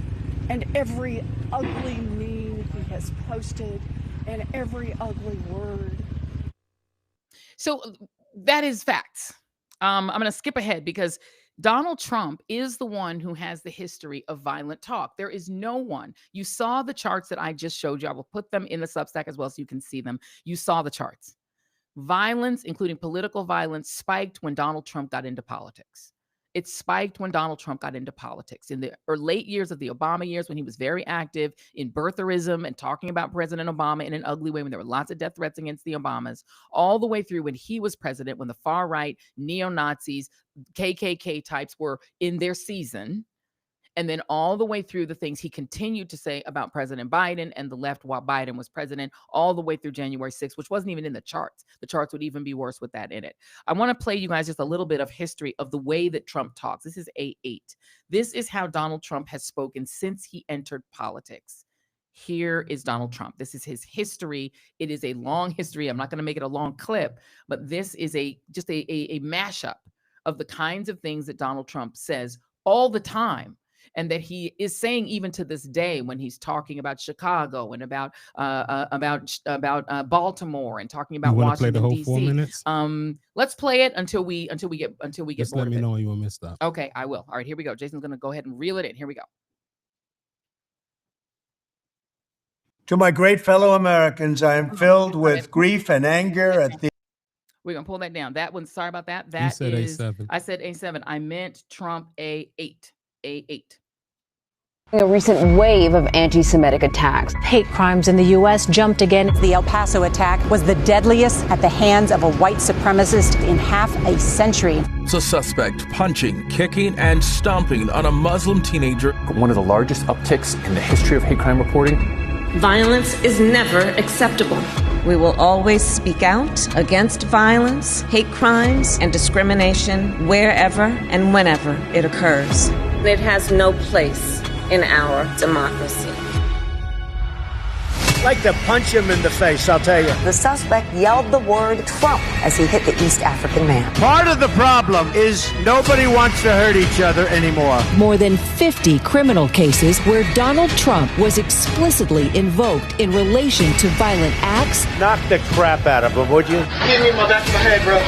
This is for Trump. This is an invasion. When you see these caravans, that's an invasion. A racist manifesto posted online before the shooting claimed this attack is a response to the Hispanic invasion of Texas. The president and his words appearing in scores of police reports and courtrooms. If I don't get elected, it's going to be a bloodbath. The irresponsible rhetoric of our president, who has used the pulpit of the presidency to divide us by race and color, has made America a more dangerous environment than, frankly, I have ever seen. Called Really American. They put that out like over a year ago. I mean, it's chilling because name the case in which Barack Obama was mentioned by a defendant who had committed a violent act and said he was inspired by Barack Obama. Name one. I challenge you. Post it. Put it in the chat. It doesn't exist. But when Donald Trump is involved in politics, suddenly neo-Nazis are marching in the streets. The Klan is happy. David Duke says he's happy. We finally have our way. We finally have our guy. Why is it that so many far right wingers like Donald Trump? Why are they on his side? Why is the America First movement a pro-Trump movement when it's also a deeply anti-immigrant, anti-black movement that says blacks are inherently violent, that black people are inherently inferior? Why is that always on the right? If the right is supposed to be the peaceful one, why is all that riot rhetoric over there? Just tell me why it's over there. I have some folks on here that are talking about Matt Dow, saying bring him on the show. We've already been in touch with Matt. I texted him, checked in on him. He's good. He actually was not available tonight. He was doing some other things, but we're going to get him on the show. We've also asked for George Conway, who took a lot of heat for talking about some of the things that happened after the Charlie Kirk murder. So we're bringing those folks on. So do not worry. Do not be afeared. Let's play another thing. This is what Donald Trump said. We're going to skip past his statement. He gave a 4-minute statement in which he threatened to go after all of the people who did anything that caused this, essentially making it sound like he was going to do like a purge, I guess, of the American left. A lot of threatening things, but I want to skip to A9. This is where Donald Trump is asked. This is after he gave his White House statement. This is him being asked whether he's concerned for his own safety because of what happened with Kirk.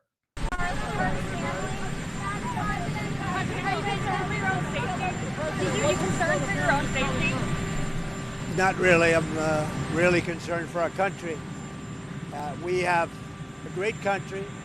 We have a radical left group of lunatics out there, just absolute lunatics, and we're going to get that problem solved. I'm only concerned for the country. Yeah. Mr. President, how do you want to see your supporters respond to this? Charlie Kirk was a big advocate of nonviolence and free speech on campus. How do you want your supporters to respond to it? I think that way. He was an advocate of nonviolence. That's the way I'd like to see people respond. Say it?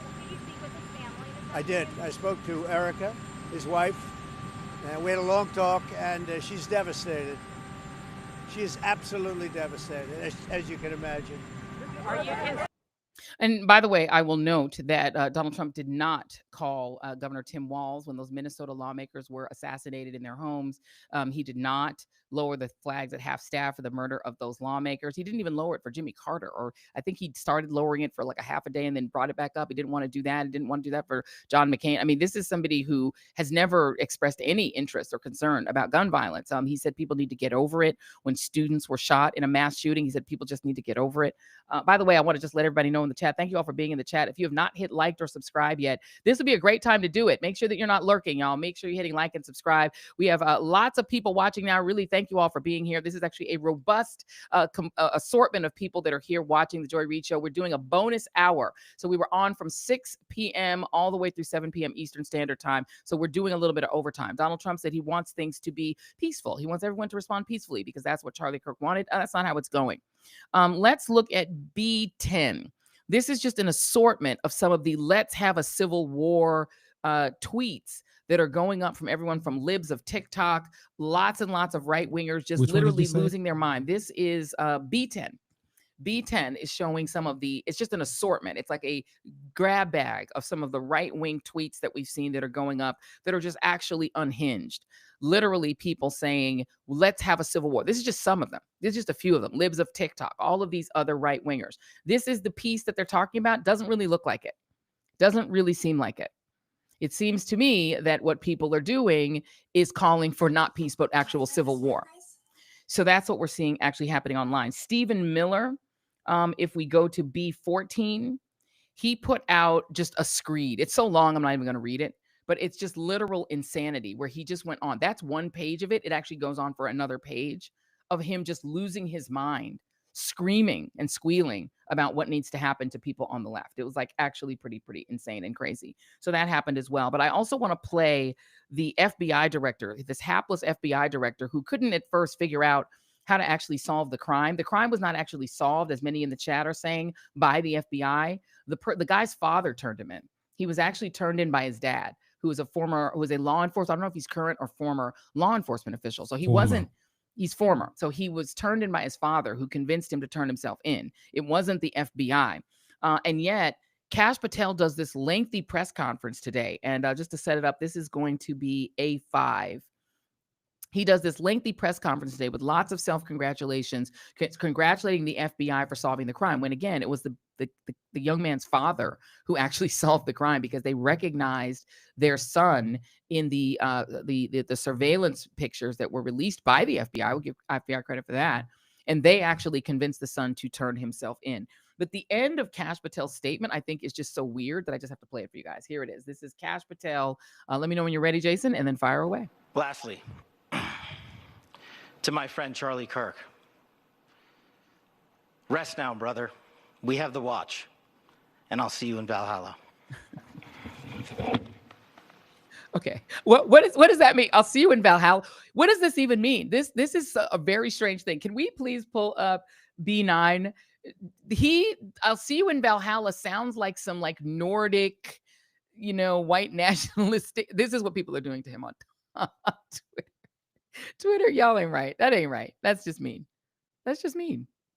All right. Now, to go back to what I was saying before about some of the people who are funding and creating these right-wing superstars that they're funding in huge numbers. I want to go back again and go back to where I started. This is just this. I don't have this to put up on screen, but again, I will post it. I promise I'll put it on the Substack.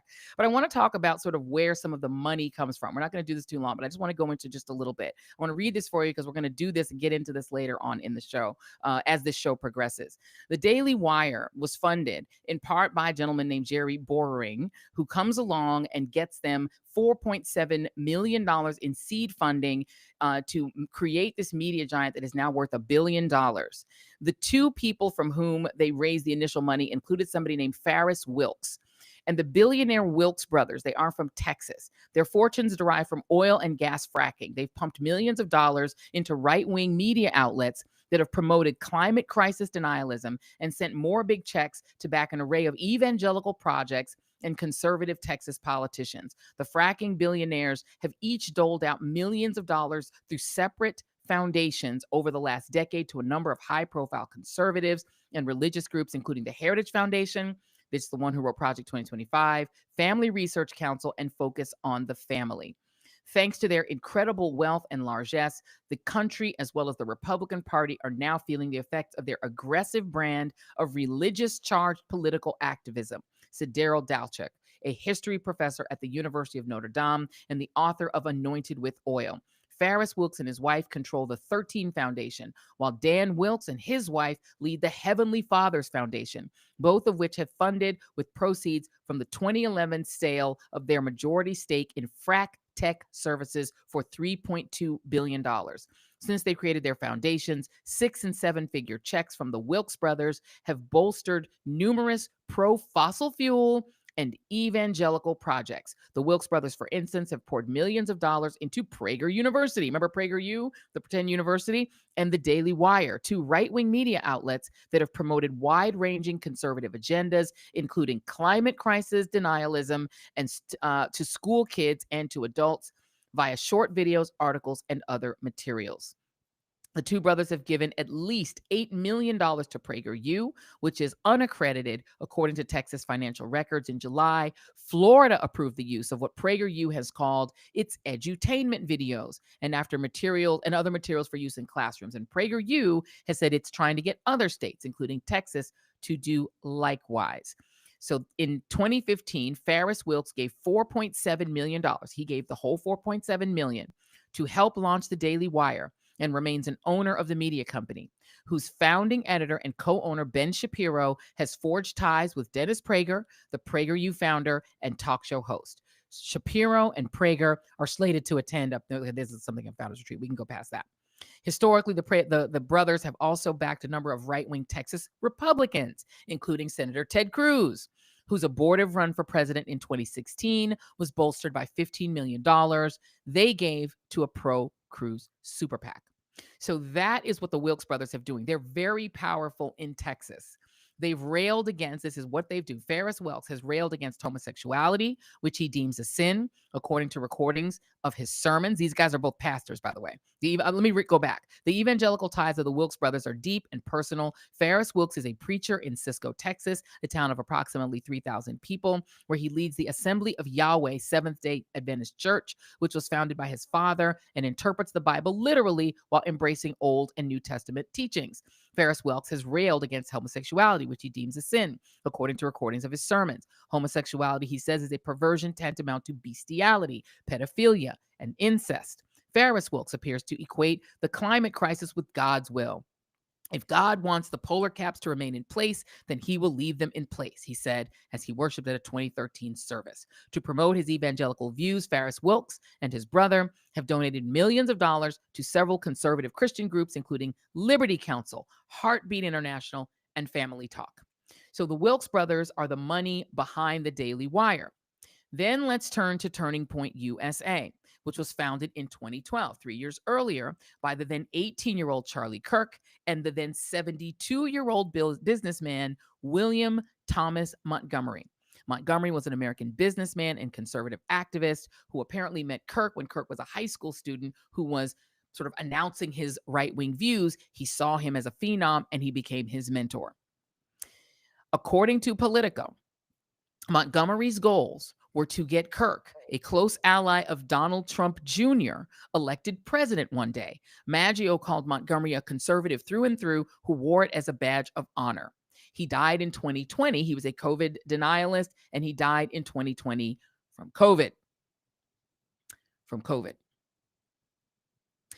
So this is what's happening. We have the far right and a set of billionaires who are creating, because I don't think anybody would listen to 72-year-old Mr. Montgomery if he decided to do a podcast and talk about his free market and right-wing and evangelical views, or maybe the Wilkes brothers. Maybe they wouldn't have a successful podcast on their own, but they're very wise about finding younger voices, younger faces to push these views. Montgomery actually convinced Charlie Kirk to drop out of junior college. That's why he does not have a degree. He also, I believe, applied to West Point at one point. He didn't get in, and he would sort of joke about not having a degree, but that's why he didn't have a degree. He dropped out of college because this guy said, hey, I'm going to give you all this money to start Turning Points USA, whose goal is to pull young, particularly young white people to the right. Just like the Groypers, their goal is to pull young white men to the right. And so don't think that these things are just happening organically, that organically young white men are just far right wingers. They're being groomed to stay that way by people who are backed by billionaires. And I know they get mad when I say that, but it is just true. There are billionaires who control the politics in Texas. James Tallarico has named them and talked about them. And I believe the Wilkses are some of the people he's spoken about. Congressman Massey has said that there is a single billionaire attempting to run him out of office because he insists on trying to get the Epstein files out, and that there is a billionaire funding opposition to him to try to get rid of him. Essentially, West Virginia is controlled by one or two billionaires, including Jim Justice, the current governor, who's going to now be the United States senator. Did you see where I'm going with this? We have the tech bros, all billionaires, people like Elon Musk controlling Twitter. You have David Ellison now controlling not just Paramount through Skydance and CBS News, but maybe soon Warner Brothers. You've got these same billionaires apparently looking to buy TikTok, which would then take TikTok all the way to the right. Zuckerberg kissing up to Trump, changing the rules at Meta to get rid of any DEI and to get rid of any restrictions on saying horrific things about immigrants. All of this is happening at the same time. And all of these billionaires, as we talked about last week with Kara Swisher, want something. But they also seem to want the country to be more far right, to be more right wing. And if they don't believe they themselves have the charisma to make this case to young Americans, particularly young white Americans, but also some young Black Americans who will hang on with this, who will be hangers on to it, they just find other people to do it for them. And then those younger people, those younger men have to be the ones to take the risk, because they're the ones who then have to be the public people. They're the ones who have the public profile. But believe you me, the agenda is the agenda of a small set of billionaires who want to control the country and unfortunately now do control the country. And in order to keep Donald Trump on side, they've made him a billionaire too. They've made him a crypto billionaire so that he will remain on side. That is the game, y'all. Game, set, match for American democracy. As long as he makes money, he's good. And as long as he makes money, exactly, Jason. As long as he gets paid, he does not care. Because for Donald Trump, it's all about living his best life now, achieving his bucket list of trying to become a billionaire, of gaining respect, even if he has to buy it and force it, to force the Kennedy Center to respect him, to get the Yankees to let him hang out, that they have to let him in the locker room. I'm sure those poor guys are rolling their eyes like, oh God, why is this guy here? He then heads up and shows up at the World Cup. He's going to show up to watch the U.S. Open and make it all about him. But also the USTA is going to say you can't boo him. And if he gets booed, you can't put it on TV. Suddenly all the networks are like, well, we can't put him being booed on TV. That will make him angry.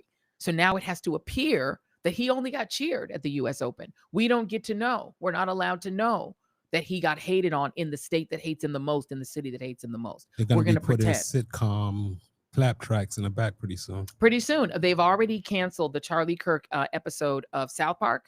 They've now pulled that down. You can still see it if you've got the streaming service. It is no longer available the normal way that you would watch South Park.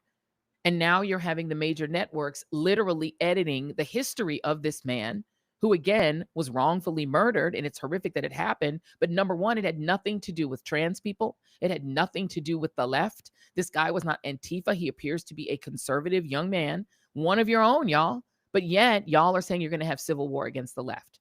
You all, somebody, we can't say who, I do not know who, but somebody, and I doubt it was someone from the left, I doubt it was someone black, was calling in death threats to multiple HBCUs, to the Naval Academy. Why? If you all are the people of peace, if the right are the people of peace and the left are the people of violence, then why does the right keep doing death threats and calling for civil war? Why? If they're supposed to be the peaceful ones, why did they do January 6th? Why did you all bust into the Capitol, beat up cops, bear spray police officers? Why did y'all try to kill Michael Fanone? He was one of you, a Republican Trump voter, a police officer. Why did y'all try to kill him? If you all are the people of peace, why did you all try to kill that man? Why did you try to kill those other officers that were police? You guys are supposed to be backing the blue. Why did you do that? If you are the people of peace and the left are the people of violence, why does it keep turning out to be white male conservatives that are doing mass shootings? I just need you to explain it to me why. Prove me wrong, because the statistics say that I'm right and that political violence lives mainly on the right.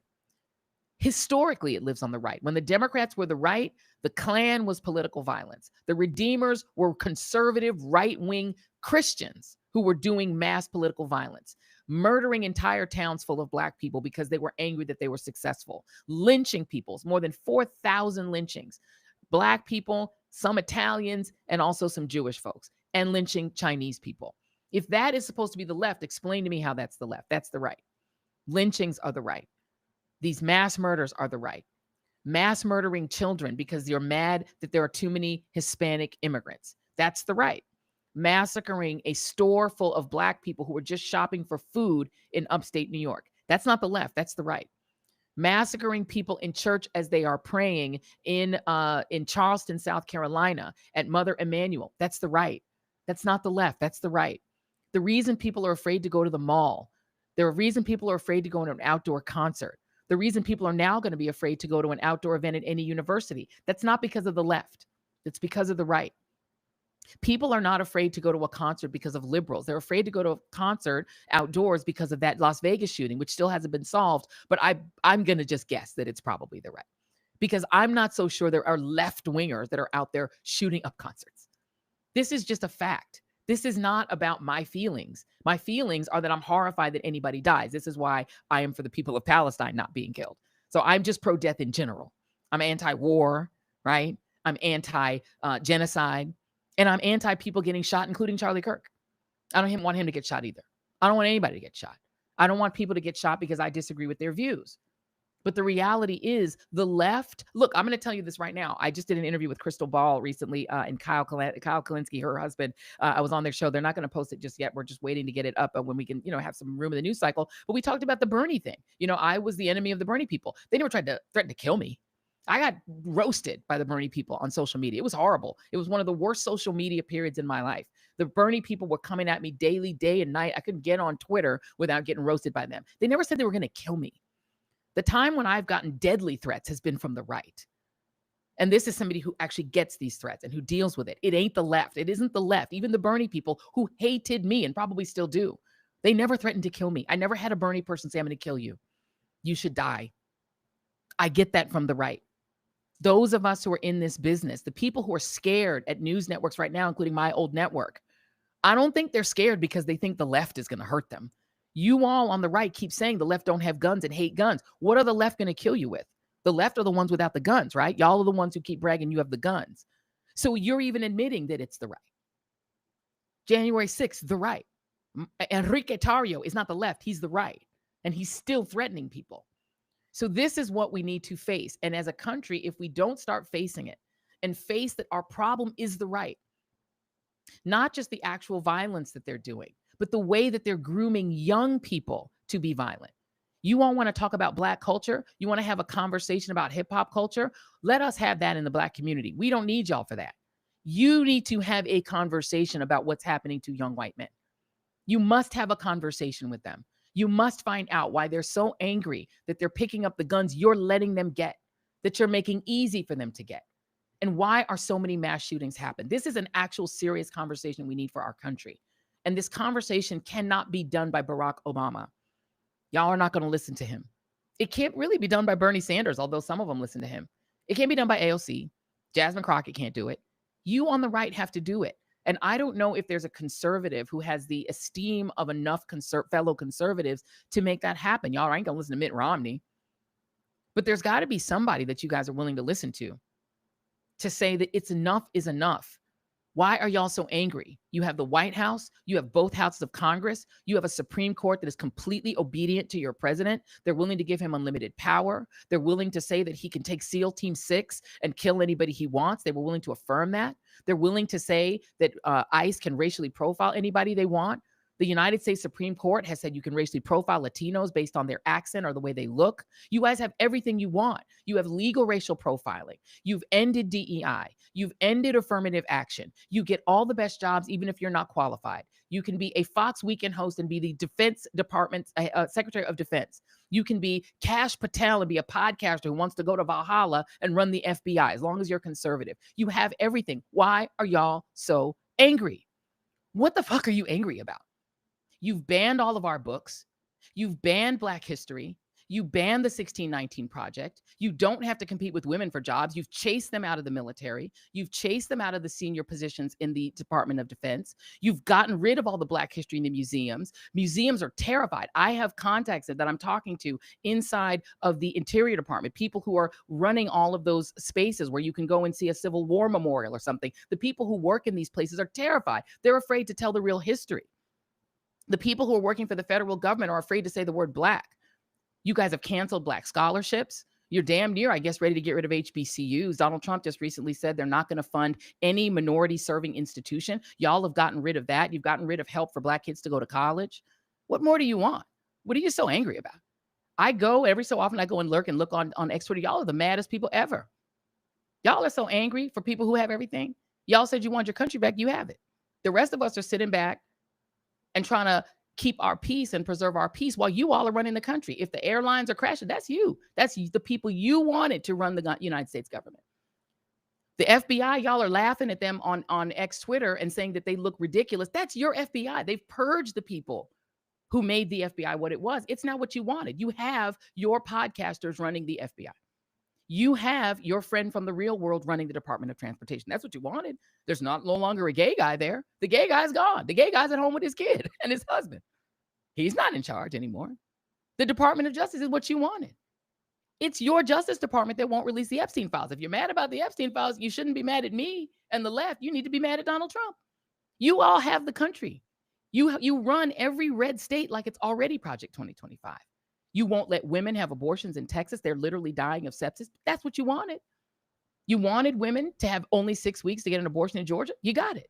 You wanted Texas to be a petri dish and a laboratory for every right-wing, anti-Black, anti-gay, anti-trans idea. And you also got rid of vaccines. Every child in Florida is now going to go to school with kids who could give them measles, mumps, and rubella and COVID. That's what y'all wanted. You now have a paradise in Florida where you can get sick, cough on people, let them die of whatever disease you're carrying. It's almost like you've got the pilgrims again that can come and cough on all the natives and take them out. That's what you wanted. You got it. You wanted Florida to be that. It's that. You wanted the United States to be Florida. It's that. But yet you all are still so angry. I don't understand it. I genuinely don't understand it. I don't mean to rant and rave, but I am genuinely trying to get to the bottom of what you all are so angry about. And I think I have a suspicion and I have a guess. What you all are angry about is that while you have gotten everything you wanted on the right, we on the other side won't give you love for it. We won't respect you for it. We won't hail you for it. We won't respect you and say, hey, we want to, have you at the Oscars. We want to fet you. We want to make you guys, we want to wrap our arms around you. You want us to embrace you. You don't just want to run us and tell us what to do and tell us what to think and tell us what to read and tell us what history we can have. You don't just want to tell us what to do. You want us to embrace you. What you really want is to sit at our table. You're mad because while you are running the country into the ground, you're destroying your own farmers with tariffs. You're destroying your own farmers by taking away their subsidies that used to go with USAID. You got what you wanted. They've ended the farm subsidies. These are the things y'all asked for. You got your big, beautiful budget. That's what you wanted. Trump gave it right to you. You got your permanent tax cut. You're still pissed because the left, the other side, the majority, we still cannot stand you. We cannot stand Christian nationalism. We don't want it. And because we will not say we want your Christian nationalism, we embrace your Christian nationalism. We like your Christian nationalism. We like you. Because we won't do that, that's why you're still mad. But guess what we're going to keep on doing? We're going to keep on being moisturized and unbothered, and we still not going to like it. We're never going to like Christian nationalism. We're never going to accept it. We're never going to be down with it. And our squad is bigger than your squad at the end of the day. We have the Boricuas. We got the Mexican Americans. They done woke up. They said, whoo, Lord, let's go ahead and go with these folks. We got the spicy whites. The spicy white folk are with us. They're with us, right? We got the Asian Americans who woken up and said, whoa, we better be with them, right? Chinese Americans, they see you.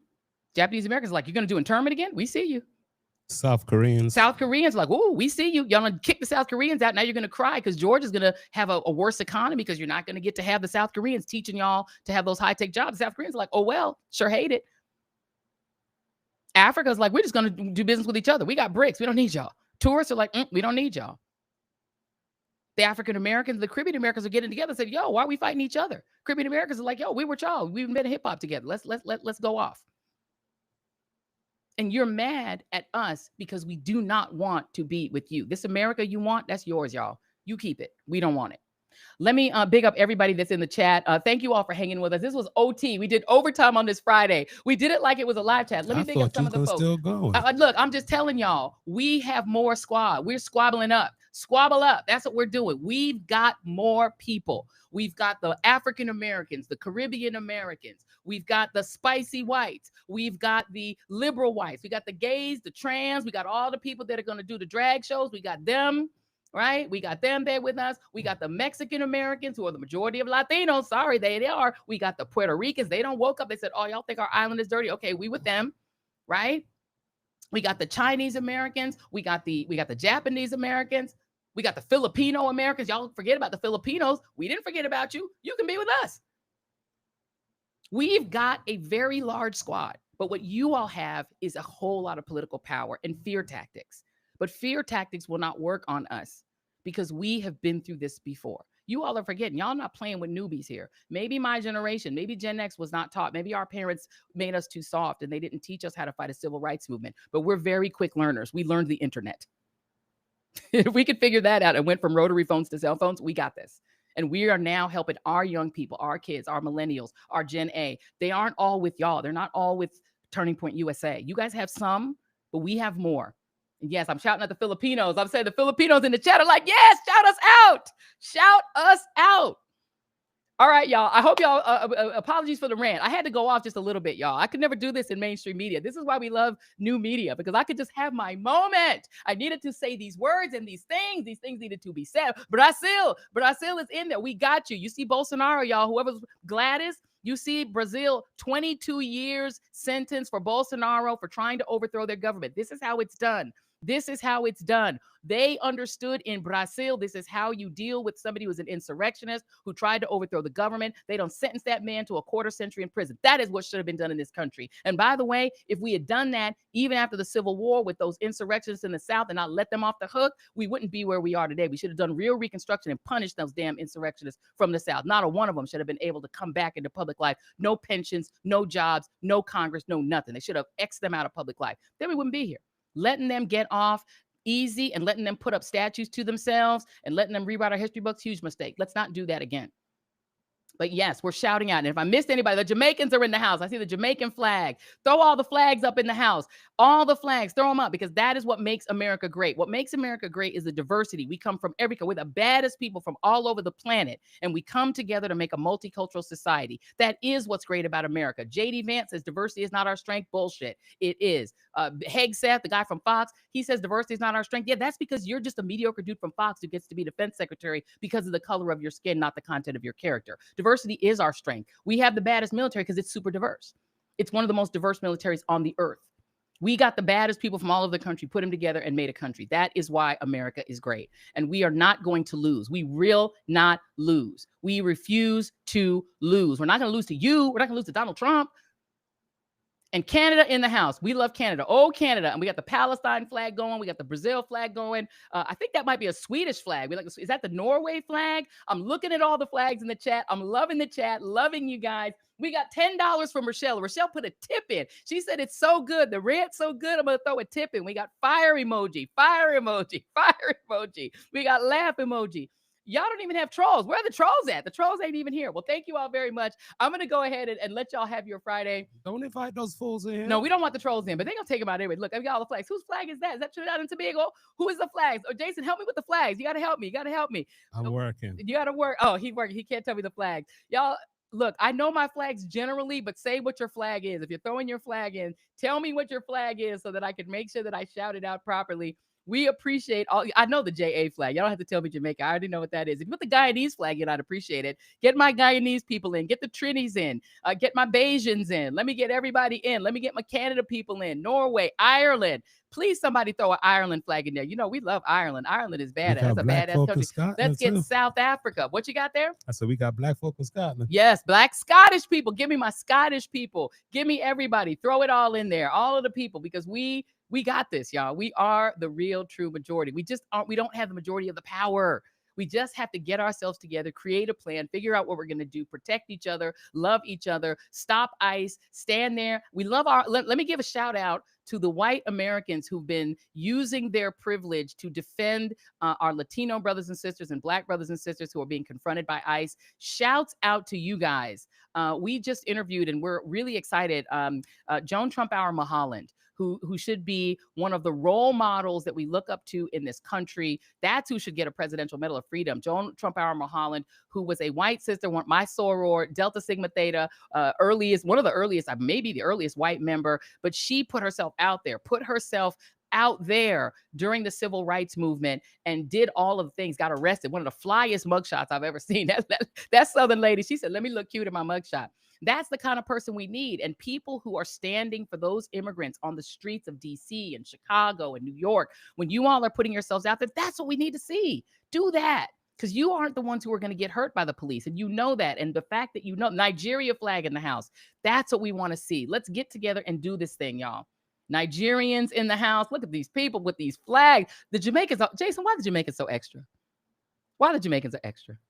See, Jason, he don't want what they do. The Jamaicans got 50 flags instead of one. We love it. We got jobs. April, I love you. We got many flag. I love that. A golf with all the fists. We love the fist emojis. That's great. Okay, you guys are a lot of fun. We're enjoying this. We're doing it like we're almost doing the live chat, right? We're doing it like a live chat. Yay for humanity says, what is that? Pearl Girl 2 says, yay for humanity. All right, y'all. We got a with the French flag. Yeah, we have France doing your thing. All right, come on, everybody. TNT in the house. Ethiopia in the house. So these flags are taking me out. This is amazing. Grenada. You can't forget Grenada in the house. What do we got here? We got Ghana. Hey, Ghana in the house. We love that. We love it. We love it. We love it.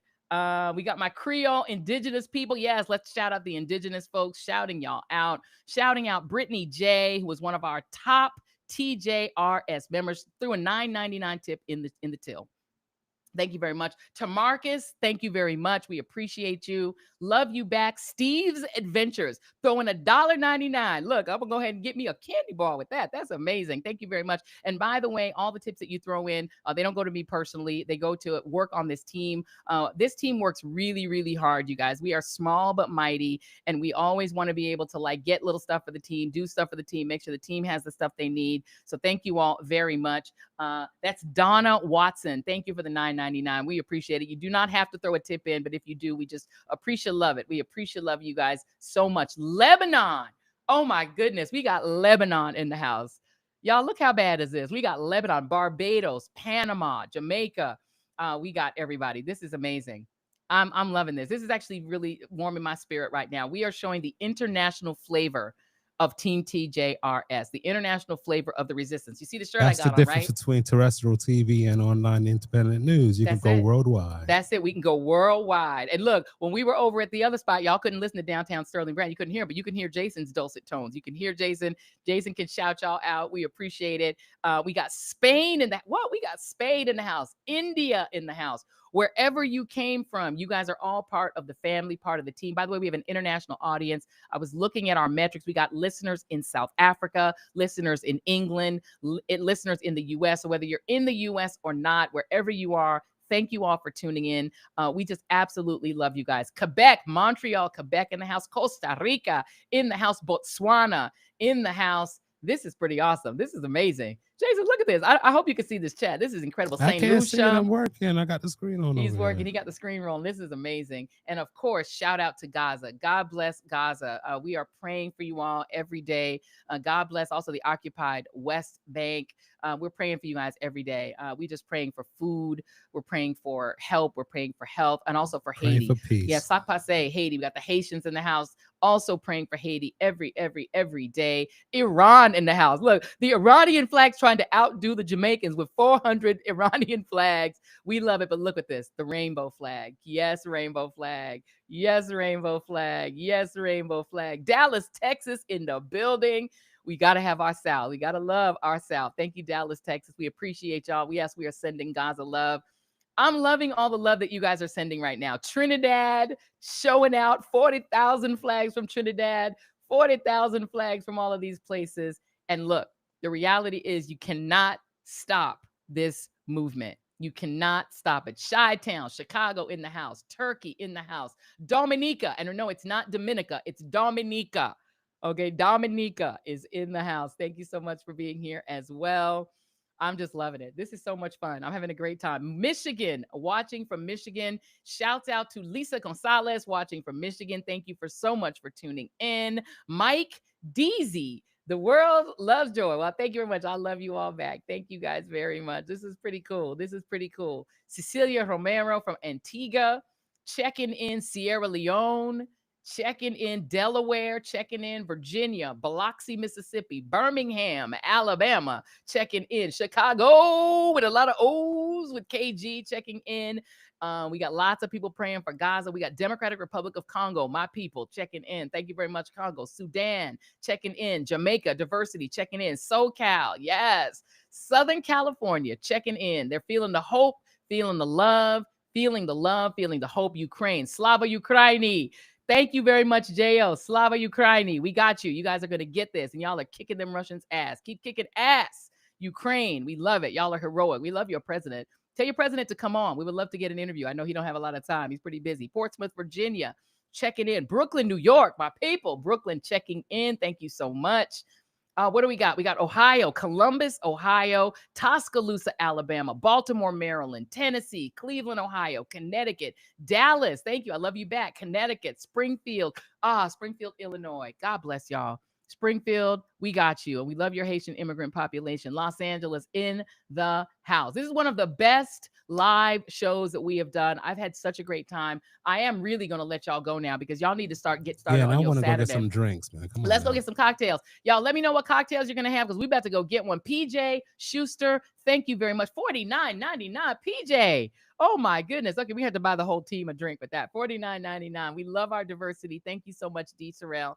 And that's it. Senegal in the house. Bronx in the house. Memphis, Chicago. Shouting everybody out. Dallas, Texas, San Francisco, the BX.